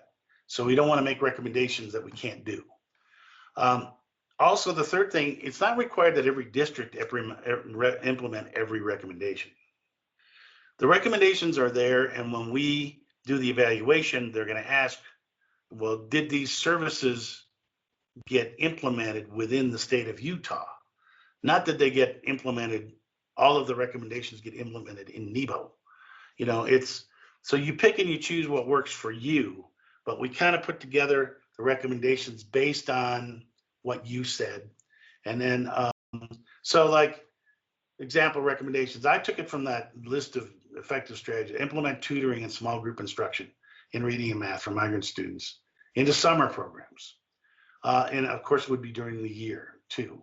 And I need to add that. I should add that. And during academic year. Utilize materials from the Migrant Literacy Net. Develop individual learning plans for migrant kids. Utilize ESL strategies as well as bilingual and bicultural staff whenever possible.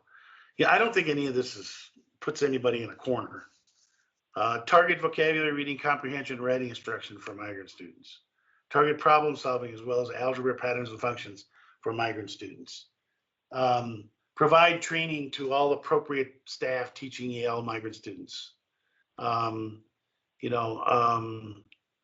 Collaborate with the MPAC consortium, and I'll talk about that. And yes, that's going to be an important piece and why that's in there. Utilize course data from M6. I put this in here for a reason. They want you to do that. Jeff can tell you this. They want you to be using M6, and I don't know how many of you actually use M6. I mean, I can give you an off the record comment that let me put it this way. In other states, it is uncommon for a whole lot of people to use M6 for anything. So I'm just telling you what other states do. But the feds have been after states to use M6, to actually go into M6, look at the course data, and use that to decide what kind of instruction kids need. So it is something that, Jeff may offer some workshop on, or some informational kind of thing coming up here, but it's just something to be aware of. So that's why I put it in here, because they're going to be looking at that. We do have electronic graduation plans in the Migrant Literacy Net to assist secondary migrant students to overcome barriers to graduation. You can use them if you want. That's that. And then the last recommendation is one that the feds wanted in here. All services provided must utilize strategies and precautions required by COVID-19 pandemic. When possible, distance education options will be used. This is basically, they want that in here. So that's why I put it in as a recommendation. For districts that have returned to on-site instruction, rigorous safety precautions should be maintained, blah, blah, blah. So what I can do is I will send all these out to you, and then request that you kind of look at them and provide your feedback. And then what we will do is put it all together, and from that, we should be able to put together the service delivery plan, in which case, once we do that, based on your feedback, I'll send it all out to you, and then you'll have an opportunity to get one last crack at it before, Jeff sends it up to the feds. Does that sound okay to you guys? Sounds great. Sounds good to me. Yep, good. All right, I think we'll keep moving right along here. I'm gonna go through this next thing really quick, and then I'll turn it over to Jeff, because I'm almost done, but I do need to run through one last piece. So I'm gonna have to pull the share tray again. Open share tray. Let's see.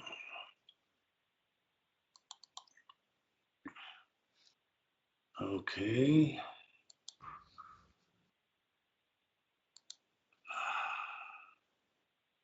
Let's see, share tray.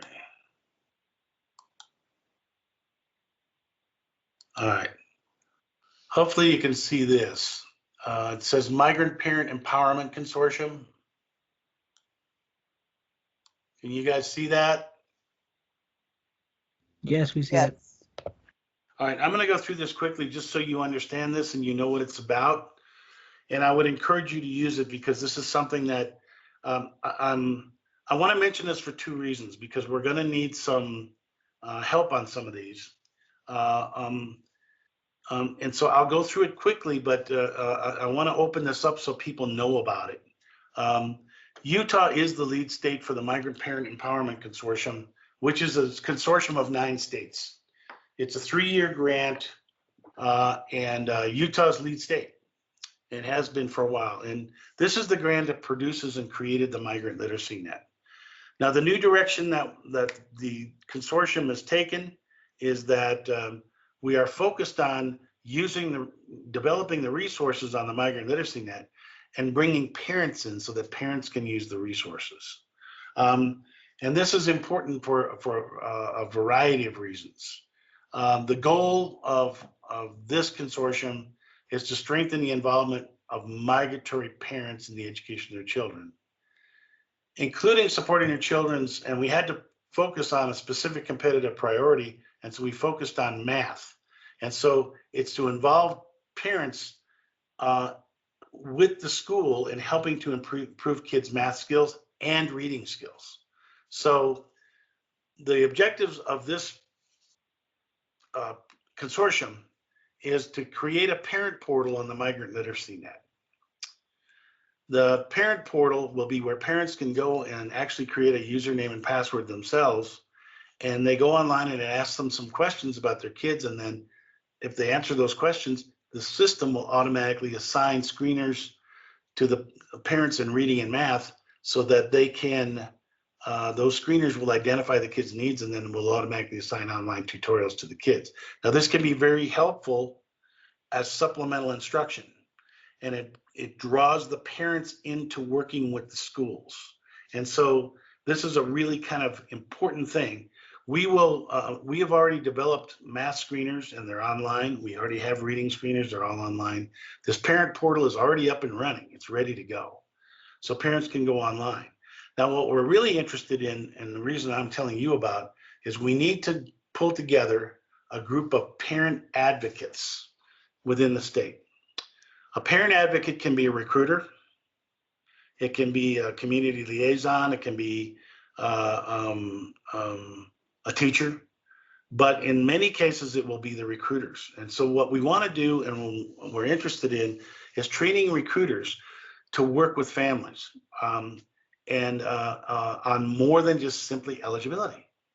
What we're asking the recruiters to do is if families talk to you and they say, look, our kids have needs in reading and math, you can be, as a parent advocate, the liaison between the school and the family. And you can actually bring migrant services directly to families. And so we have set up a parent advocate training, and we're inviting, and we would like those of you, we would like at least a minimum of 3 parent advocates for the state of Utah. That's what the grant requires. And so Jeff will be putting out an email requesting that we, folks who might be interested in that and willing to do that. And the only thing we ask is that you participate in the parent advocate training and you attempt to or try to work with, over the course of the year, 3 different families to see if you can provide additional resources for them. So, it'd be something that I would imagine that as a recruiter, you might be interested in. We will train you completely on what to do and how to use this and how to do this. It could be other folks too, anybody who's interested. Jeff will be sending out an email on that. So we want you to know about that. I'm just going to show you this real quick. We have an expansion of the Migrant Literacy Net. If you log into the Migrant Literacy Net as a teacher right now, there's all kinds of resources on the system, and we would encourage you to do that. If you're a teacher or you're running the migrant program, please log on. The Migrant Literacy Net with Utah as the lead state is a really critical resource, and particularly during the pandemic, it's a way that you can get supplemental instruction out there to kids and to families. We have all kinds of reading resources, and now we're going to have math resources. So we invite you to get on. You can create your own username and password. As far as teacher resources, on the Migrant Literacy Net, there's almost 300 lesson plans for teachers to use. They're free, all public domain. You can use any of that material with any of your families and, with any of your kids in the classroom. And there are lessons in reading, writing, math, study skills, OSY life skills, all of that's free. The second thing that you can do, well, this shows you how you actually can access those resources. You click on reading resources, ask you a bunch of questions. What kind of lesson are you looking for? And you just simply download it. It's a PDF. So all those resources are there. The second thing you can do as a teacher is you can create an online success plan for kids. And on that success plan, you can assign screeners, which will identify kids' reading needs. And now you can assign screeners that will identify kids' math needs. Once those are identified, the screeners will automatically assign online tutorials in reading. We have online 340 online reading tutorials in English and Spanish. Teaches almost any aspect of reading, from beginning reading on up. So those are all available for you to use, and the screeners will pick out which ones the kids need and assign them automatically. We now have math screeners, which will identify the kids' math needs. Next year, we will have math tutorials to meet all those needs. So this is all important stuff for you to know. This is part of what we're doing as part of this consortium. We've created now a parent portal on the Migrant Literacy Net, so parents can now access the Migrant Literacy Net, and they can create a login in English or Spanish. If they create it in English, they'll come up with a home screen that looks like this. Then they can do all these things. They can learn to use the Migrant Literacy Net. They can help their own kids with reading and math. They can do, then there's also reading activities that are there that they can use with their kids that are kind of fun activities. And then they can use it eventually by year 3 to improve their own reading and math. Many parents need that help. This is what the home screen looks like if you're access it in Spanish. Same thing, same opportunities. First button you push, it explains how to use the Migrant Literacy Net. Second button you push sets them up so that they can, and this is what a parent advocate would do. A parent advocate would actually go through with a family, sit a family down and say, here, look, we're going to do something to help your kids. And we would train you to do this. So if they click on this button, we're going to create a success plan for each child. So they type the names of each of their children in the family in here, English or Spanish. From there, we simply ask them questions. That's all the parent has to answer. This particular kid, I put the Sofia Aguilera, grade level 2. You just answer a question. The parent would answer the question. Is this my child? Is this child a beginning reader that needs help just learning letters, letter sounds, words, punctuation? If they click yes, it automatically assigns the beginning level screeners to that child, and it gives them a password, and the child can go on and take the screener, and that screener will automatically assign online tutorials for the kids to take to teach them those basic things. So it's just a series of 4 questions. Depending on how the parents answer, it'll assign screeners to them. So it's really very simple. It's in English and it's also in Spanish. So if you do it in Spanish, you can, if the family speaks Spanish, you can also do it in Spanish. So we wanted you to know about that. There's all kinds of additional activities for parents on here. And the 3rd year, we'll be putting together resources so parents can actually learn how to read and do math themselves. I wanted you to know that. Really important. Jeff will send out an email requesting and inviting folks who are interested and willing to become parent advocates. We will do the training for you, and I would invite anybody and everybody to do the training. And then if you can, you get a chance and you're talking to families and they have needs, you will have an opportunity to assist them with providing these supplemental tools for them, as well as becoming a liaison between the school and the family on more than just simply eligibility questions. And so we really strongly encourage recruiters to participate in the training. Now we're going to need another kind of volunteer, and this isn't actually a volunteer. We will pay a stipend for folks that are willing to field test these math screeners. So we're putting that out there. We need at least 3 teachers from Utah who are willing to field test the math screeners. I'll show you what they are real quick. The screening tools are based on the standards. They are in algebra readiness or math, and they're set up pre-K to grade 5. And next year, we'll be creating online math instructional tutorials to meet those needs. The screeners are there to identify kids' needs in math. What we need is somebody to field test the screeners, and we can pay a stipend of $1,000 for each of 3 teachers who are interested in field testing the screener. And the field test, basically what you have to do is you give the screener, which is a little assessment, to 3 different kids. So you have to give it to at least 3 kids, and then you complete some forms. And it's not real lengthy, but it's something we want you to know about. And if some people are interested, let Jeff know. You have to have access to Migrant Kids. You have to be able to do this with Migrant Kids. And the screeners are completed online. I would train you on how to do it. I'll train the field testers. They are in English and Spanish.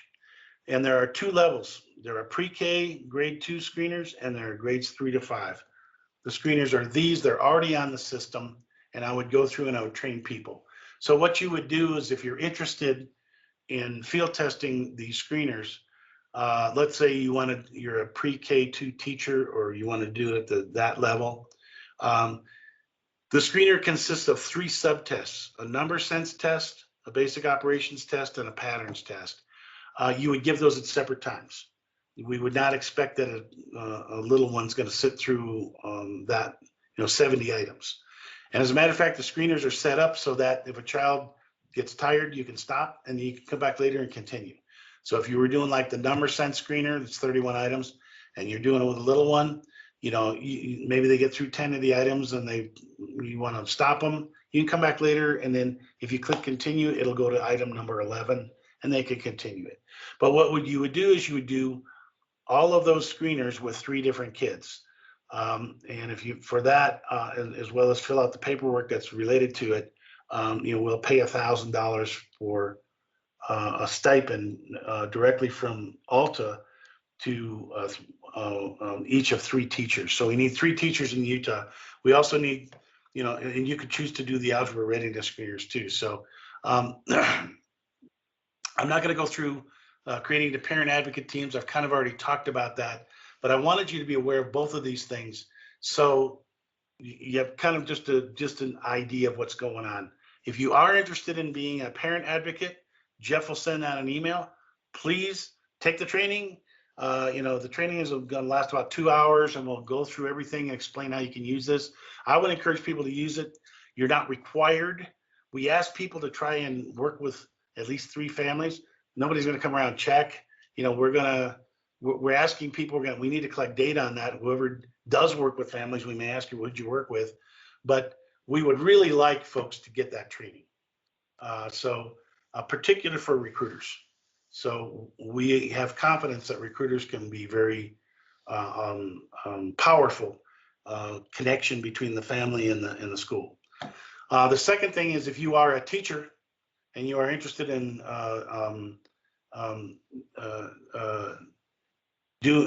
field testing the screeners, please let Jeff know, because we can pay a stipend for that. Okay, it's a lot of stuff. All right, I'm closing the share tray, and I'm going to move back to, how do I move back to you, Jeff? I think it just automatically does that to me necessarily. I mean, just easily, because I'm speaking. So can everybody see me okay? Thank you, folks, very much. Yeah. I will follow up on all wave, this. thanks. Thank you, Bill. Thanks, Bill. Yeah, thank you very much, Bill. You gave us a lot of wonderful info, and again, I really appreciate your support to the state and all that you do for us. So we're glad that you're still around, for sure. I'm glad I'm still around too. Well, when you're not, would you let me know? Well, kidding. If I'm not, I may not know. All right. Well, again, thanks to everybody for being a part of this. There are only a couple of things that I wanted to mention to you. Bill touched on M6. And for those of you that don't know, and those of you that do, just a simple reminder that M6 is the national student database for migrant education. And it's a student database that allows for us to keep records and keep track of what's going on with a student as they travel from state to state. The U.S. Department of Ed, the Office of Migrant Education in particular, is very much pushing the use of M6, and they want you guys to use it.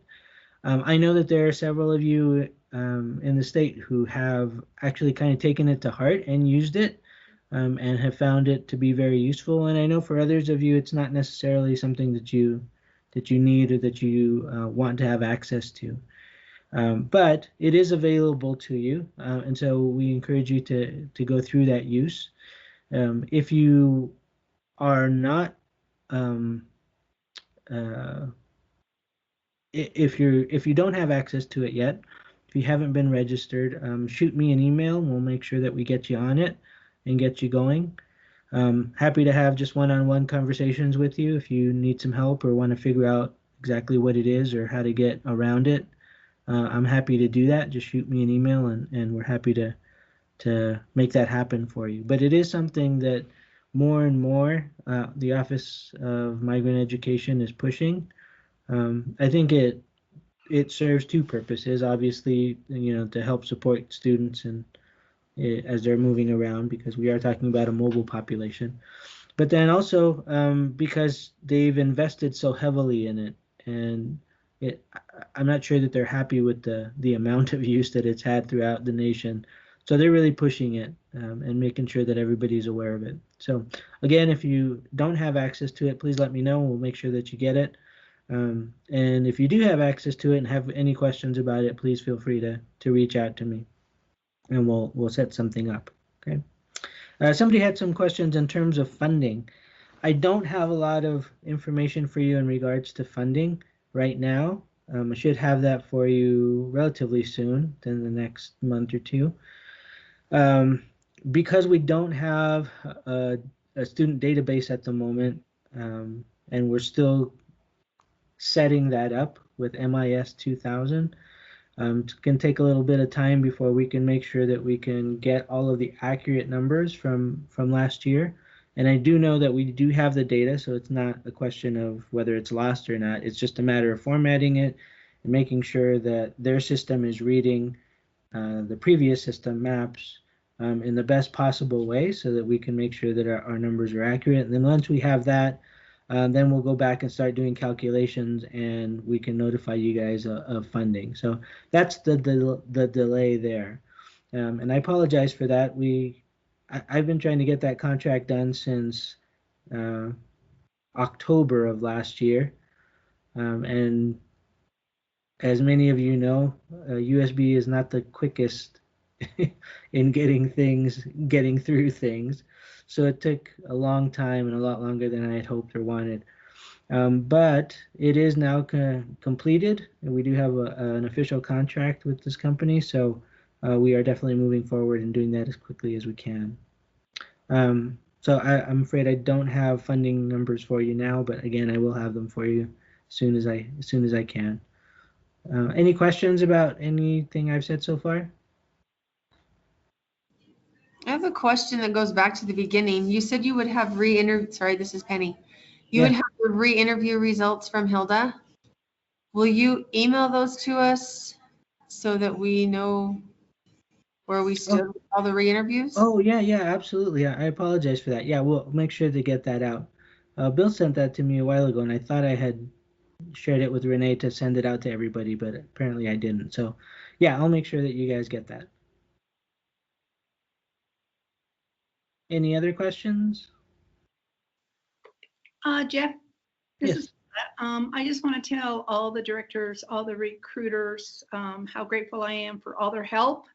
It was kind of tough this year to do the re-interviews because of COVID, but I thank you. I really am grateful for all their help.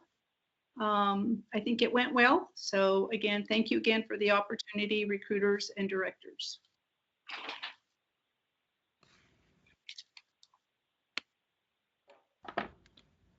All right. Well, I don't want to keep you any longer than we already have, so I certainly appreciate your time. I'll linger on for a while in case anybody has any questions for me, but other than that, oh, looks like Wade may have a question for me, or is he just trying to shut me down so it doesn't have to hear me anymore? I'm not trying to shut you down. Ooh, there's Wow, definitely. that's nice. I am going to retire. Just a minute. It's like he's talking to us from heaven. We got you on a different speaker. So I'm retiring this year, and so I wanted to introduce you to Veronica Solorzano. She's going to be taking my place, and she's Hi, amazing. Veronica. It's a pleasure to meet I'll you. still be involved a little bit this summer. Fantastic, Wade. Well, congratulations on that. We are really going to miss you. I've loved our conversations and the time we've had to talk and get to know each other. So I really appreciate and value you. So I'll be missing you, but I'm also happy for you. I'm glad that you're ready to move on to that time in your life, and I hope you enjoy it fully. I say that the same for me, Wade. You take care and have a great retirement. Well, I don't know if I'm really 100% ready, but it's going to happen anyway. So anyway, yeah, it's just that time. So anyway, I've loved working for Migrant and everything else. Our district is amazing and loved my career. And anyway, look forward to Veronica taking over, and I'll be around a little bit this next summer and next year just to kind of help her. So I won't be completely gone. But anyway, thank you for all you've done, Jeff and Bill. We'll miss you, Wade. Thank you, Wade. Yeah, Thank you. Really, congratulations, and thanks for all your hard work for so many years. I know you've been nonstop in doing all that you do, and again, you've really been a help to me and supportive. And when I first started and taken on this role, so I really appreciate you very much. I'm really happy for you. Well, thank you. I think it's only been 22 years that I've done this. What? And before It's that, I like just worked. yesterday. Yeah, and before that, I was a teacher in Migrant Summer School, and then for 22 years, kind of been in charge. So it has been a while. Yeah. So And Wade, you're you still go, 30 years old, right? Yeah. What's that? And you're still 30 years old. Something like that. Yeah. so Wade, when you started, Jerry Ortega was the state migrant director, right? I think so. I think it was Jerry Ortega. Yeah. Well, that's been a long time. Yeah, it has been a long time. Yeah. We're ready for some new blood. That's why Veronica's coming on board. Yeah, you're just ready for more daily fishing, I think. Yeah. That too. Welcome. Anyway, thanks to both of you. Oh no, well thanks for letting us know, Wade. We're really grateful for you and again, really happy for you. And Veronica, it's such a pleasure to meet you and hopefully we get to talking. Please feel free to get in touch with me at any time. Wade has my number, so Wade, if you wouldn't mind passing that along to her so she can text or call or whatever. And that's the same for all of you. If you guys have any questions or any doubts, please don't hesitate to get in touch with me. I'm happy to speak with you guys. I know Bill feels the same way. I know Renee feels the same way. So I thank Renee for all her help and support in getting this meeting together. And I know she had some craziness going on with Teams being as wacky as it has been lately. So I really appreciate Renee for her work and efforts and everything that she does for us. Oh, there's one more thing that I needed to mention to you guys in regards to funding, and I'm so glad that I remembered before I let you guys go. And that is that this funding year is the last funding year of the 3-year cycle. So next week, early next week, you'll be getting an email from Renee and from me that has the application for the coming 3 years. It will be due on June 1st. So you'll have about a month to get it done and taken care of and sent in. Those will be reviewed. And this is another portion of your funding for the coming year as well, is because we need those applications. We will gather that along with your previous year's numbers, and then we'll be able to inform you of what your funding is. So the funding won't be notified until July because of the application process as well. And man, I'm so glad I remembered to mention that to you guys. Sorry, it's just been a little lost. So Say the due date again. yes, so the application is going to be going out Monday. I don't. Yeah, Monday should go out, and then so look for that in your emails, and then it will be going out to federal program directors as well, just so that you're aware. Okay, but I'm sending it to you guys first. And then later on in the day, we'll send it out to federal program directors so that they're aware of it also. The due date for that application will be June 1st. Okay. And then we'll be able to start notifying LEAs of your awards and your funding for the coming year in July, hopefully at the beginning of July.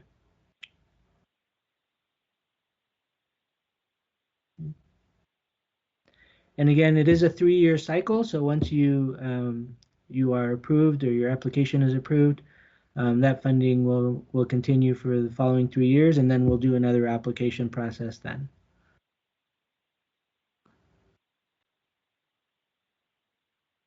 Okay. Any other questions about that?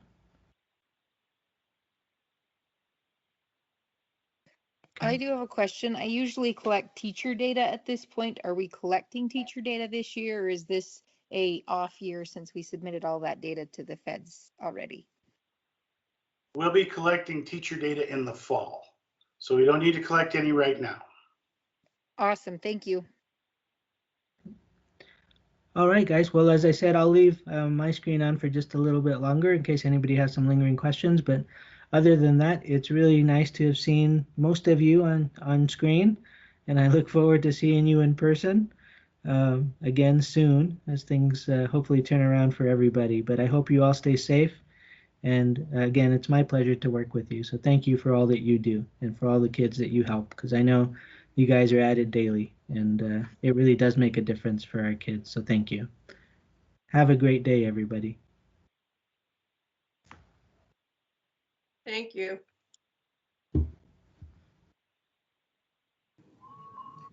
Thanks, Jeff and Bill and Renee. You guys are awesome. Thank you, All right. Penny. Thanks, Penny. Have a great one. Thanks, everyone. Bye-bye. You can tell who's staying on, who wants to talk to Jeff. Hey, Jeff, are we having the homeless today at 1? Yes, that is still happening. So Okay, I don't know what's going on with Teams, but for some reason there were cancellations sent out. I sincerely apologize for that. We're still trying to figure out what exactly happened there, but just know that yes, our meeting is still happening at 1 o'clock for McKinney-Vento. okay. All right, thank you. Is Bill still on? I'm still Bill's on. here. Hey, thank you. Did a great job there. Thank you, Hilda. That's Hilda, right? Yes. Well, I think, I do think we've started something that we're going to be focusing on recruiting and eligibility from now on. So I think we have you to thank for that, Hilda. I think it's really good because I like Claudia's comments about just kind of different situations that we run into. Yes. I think I'm starting to see it in our district that we're getting a lot of the families and students that are coming from the first caravan. I think we're going to see a big impact because a lot of these kids will actually go working this summer because of the language barrier, and they'll be going to work where they are going to be able to work in the fields, in nurseries, and anywhere that they can find work. So I think we're going to get impact hard. And I think that's going to change a lot of the surveys, like on the teachers' rating, because we're going to be real low again, because if we start educating a lot of these kids that are coming, and a lot of them are coming under foster care, and that's what I'm going to kind of worry about. If they come intent to working, but the foster people that care for them, is that going to be the same as if they, I know it's confusing for me, but like I have a family that they're going to foster this little guy, and this little guy is, the only thing he's going to be looking for is working in the nurseries or working in the cattle and the dairy farms. Well, So- if they're the guardian for that child, then yes. Parents are guardians, yeah. So if they're guardians, we won't be able to use that child as migrant if he's on. Oh, yeah, sure you can. Yeah, as migrant you can. They wouldn't necessarily qualify for McKinney-Vento, but they would for migrant. But what I'm saying is the guardians would not be working. It would be the child, or I'm gonna say the student that is 16, 17. He would be on his own. I guess I'm kind of confused on that. Oh, okay.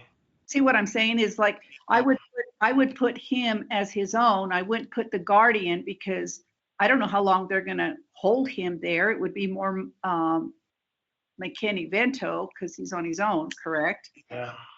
So Well, here's an example. If a child was being fostered by a family or a parent, a person who moved to do agriculture, then that child would qualify as migrant. under the parents, I'm talking about kids that are going to be on their own. On their own, other yeah. people. Kids Mhm. would still qualify, right? Yeah, Okay. kids would still qualify, yeah. Yeah. The question would be, I would not put the guardian, I would just use him as self. Yeah. Okay. I'm hoping you're going to participate in this parent advocate training. I am. think I'm excited. I think you'd be perfect for it. Yeah, I think it would, yeah, I'm all willing to learn something new. Yeah, this will be an exciting part, and I think you'll do great in it, Hilda, if you decide you want to do that. Information on it, and I'd love to do that. Yeah, I'm excited for the recruiters. I think they're, I hope we get other folks who want to do it too. yeah, well, that would be great. I think it would really be helpful. I think we need to encourage the directors to encourage that. The only thing is, Jeff, maybe we need to work with the directors to see if they'd be willing to give a little bit more security on checking the kids' high school and middle school grades, because I don't know if they allow them to get into the data or to their website. Like I can get into all schools because I work McKinney-Vento, but it's nice because I can find their grades, see how they're doing, get a hold of the counselor. And some of the recruiters that I've talked to don't really do that. And I Okay. think we're going to kind of miss a lot of kids that are not going to be on credit level. Okay. But that's, That's I'm just glad you concerned bring that up. I'm hoping to continue to do like at least a monthly meeting, just informal, kind of what we did at the start of the outbreak when I was just available for people every couple weeks. People seem to really like that and be happy that that was available to them. good. So But I'm wondering if something like that would help, just kind of like no, it would. But just if we could do it in the afternoon, because my mornings are crazy. I'm all Are over they? schools.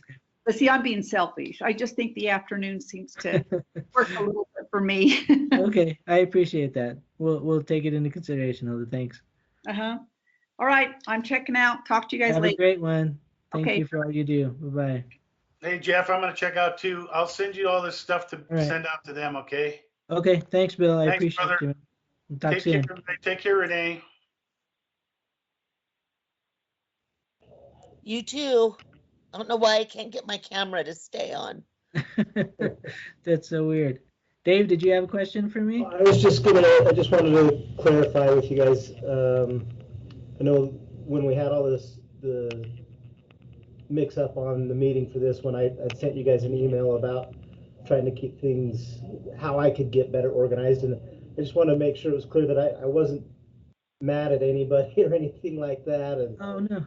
No hard feelings whatsoever. I just trying to keep on top of it all. No, I totally understand. And if your schedule has been anything near mine, I totally get the craziness and trying to keep things sorted and squared away. So I totally understand. I did have to change some dates, so I certainly apologize for that. But on the flip side to that, or in addition to that, we had some craziness going on with these invites, and I don't know why people were getting cancellations. I had 4 people this morning call me at 7 a.m. saying, "Hey, why is our meeting canceled?" And I'm like, "Our meeting isn't canceled."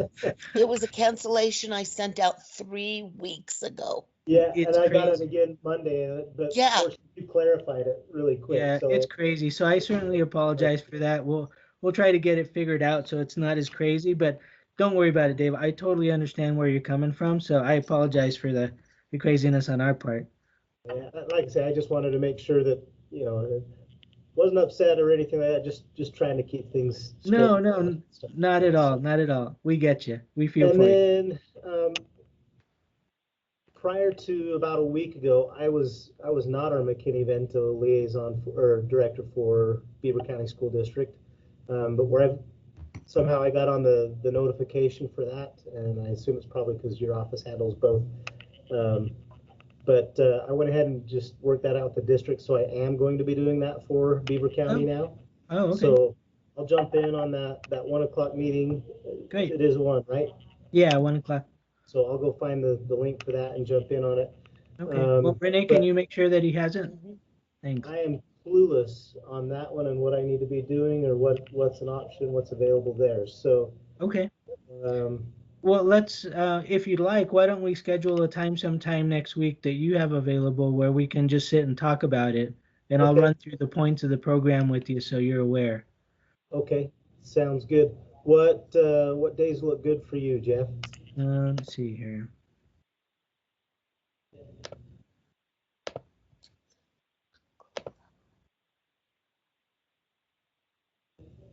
Bear with me a sec. Yeah, no problem. Thanks.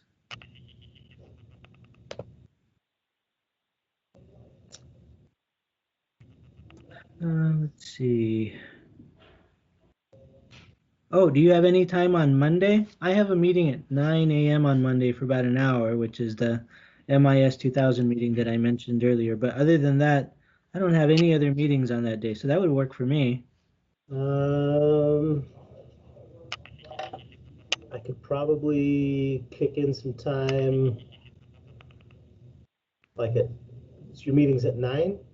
Yeah, it's in the morning, so any other time after that. Give me about an hour for that, and any What time after about that. 10:30, something like that? Oh, 10:30? that'd be perfect. Yeah, let's do 10:30 just in case. Okay, sounds good. So I'll All put that on there. Do you want me to send you an invite? You send me Yeah, an invite? yeah. What do you If you wouldn't mind sending me an invite, that would be great. Is Google all right? Which platform do you prefer? Any platform that you have is fine. Okay, Whatever you use. all right. And then remind me your email address real quick, and I'll just. Yeah, it's Jeff, Jeff, Okay. Ojeda, my last name, Ojeda, Okay. at schools.utah.gov. Okay, that'll pop over to you here in just a second. Fantastic. I look Hey. forward, Dave. Perfect. Okay, thank you And very I much. resent you the link. Thank you, Renee. I appreciate that. Mhm. Thanks, Renee. Thank All you, right. Dave. See We'll y'all see you in a again in a bit. little bit. Will do. Okay, Bye-bye. thanks. See ya.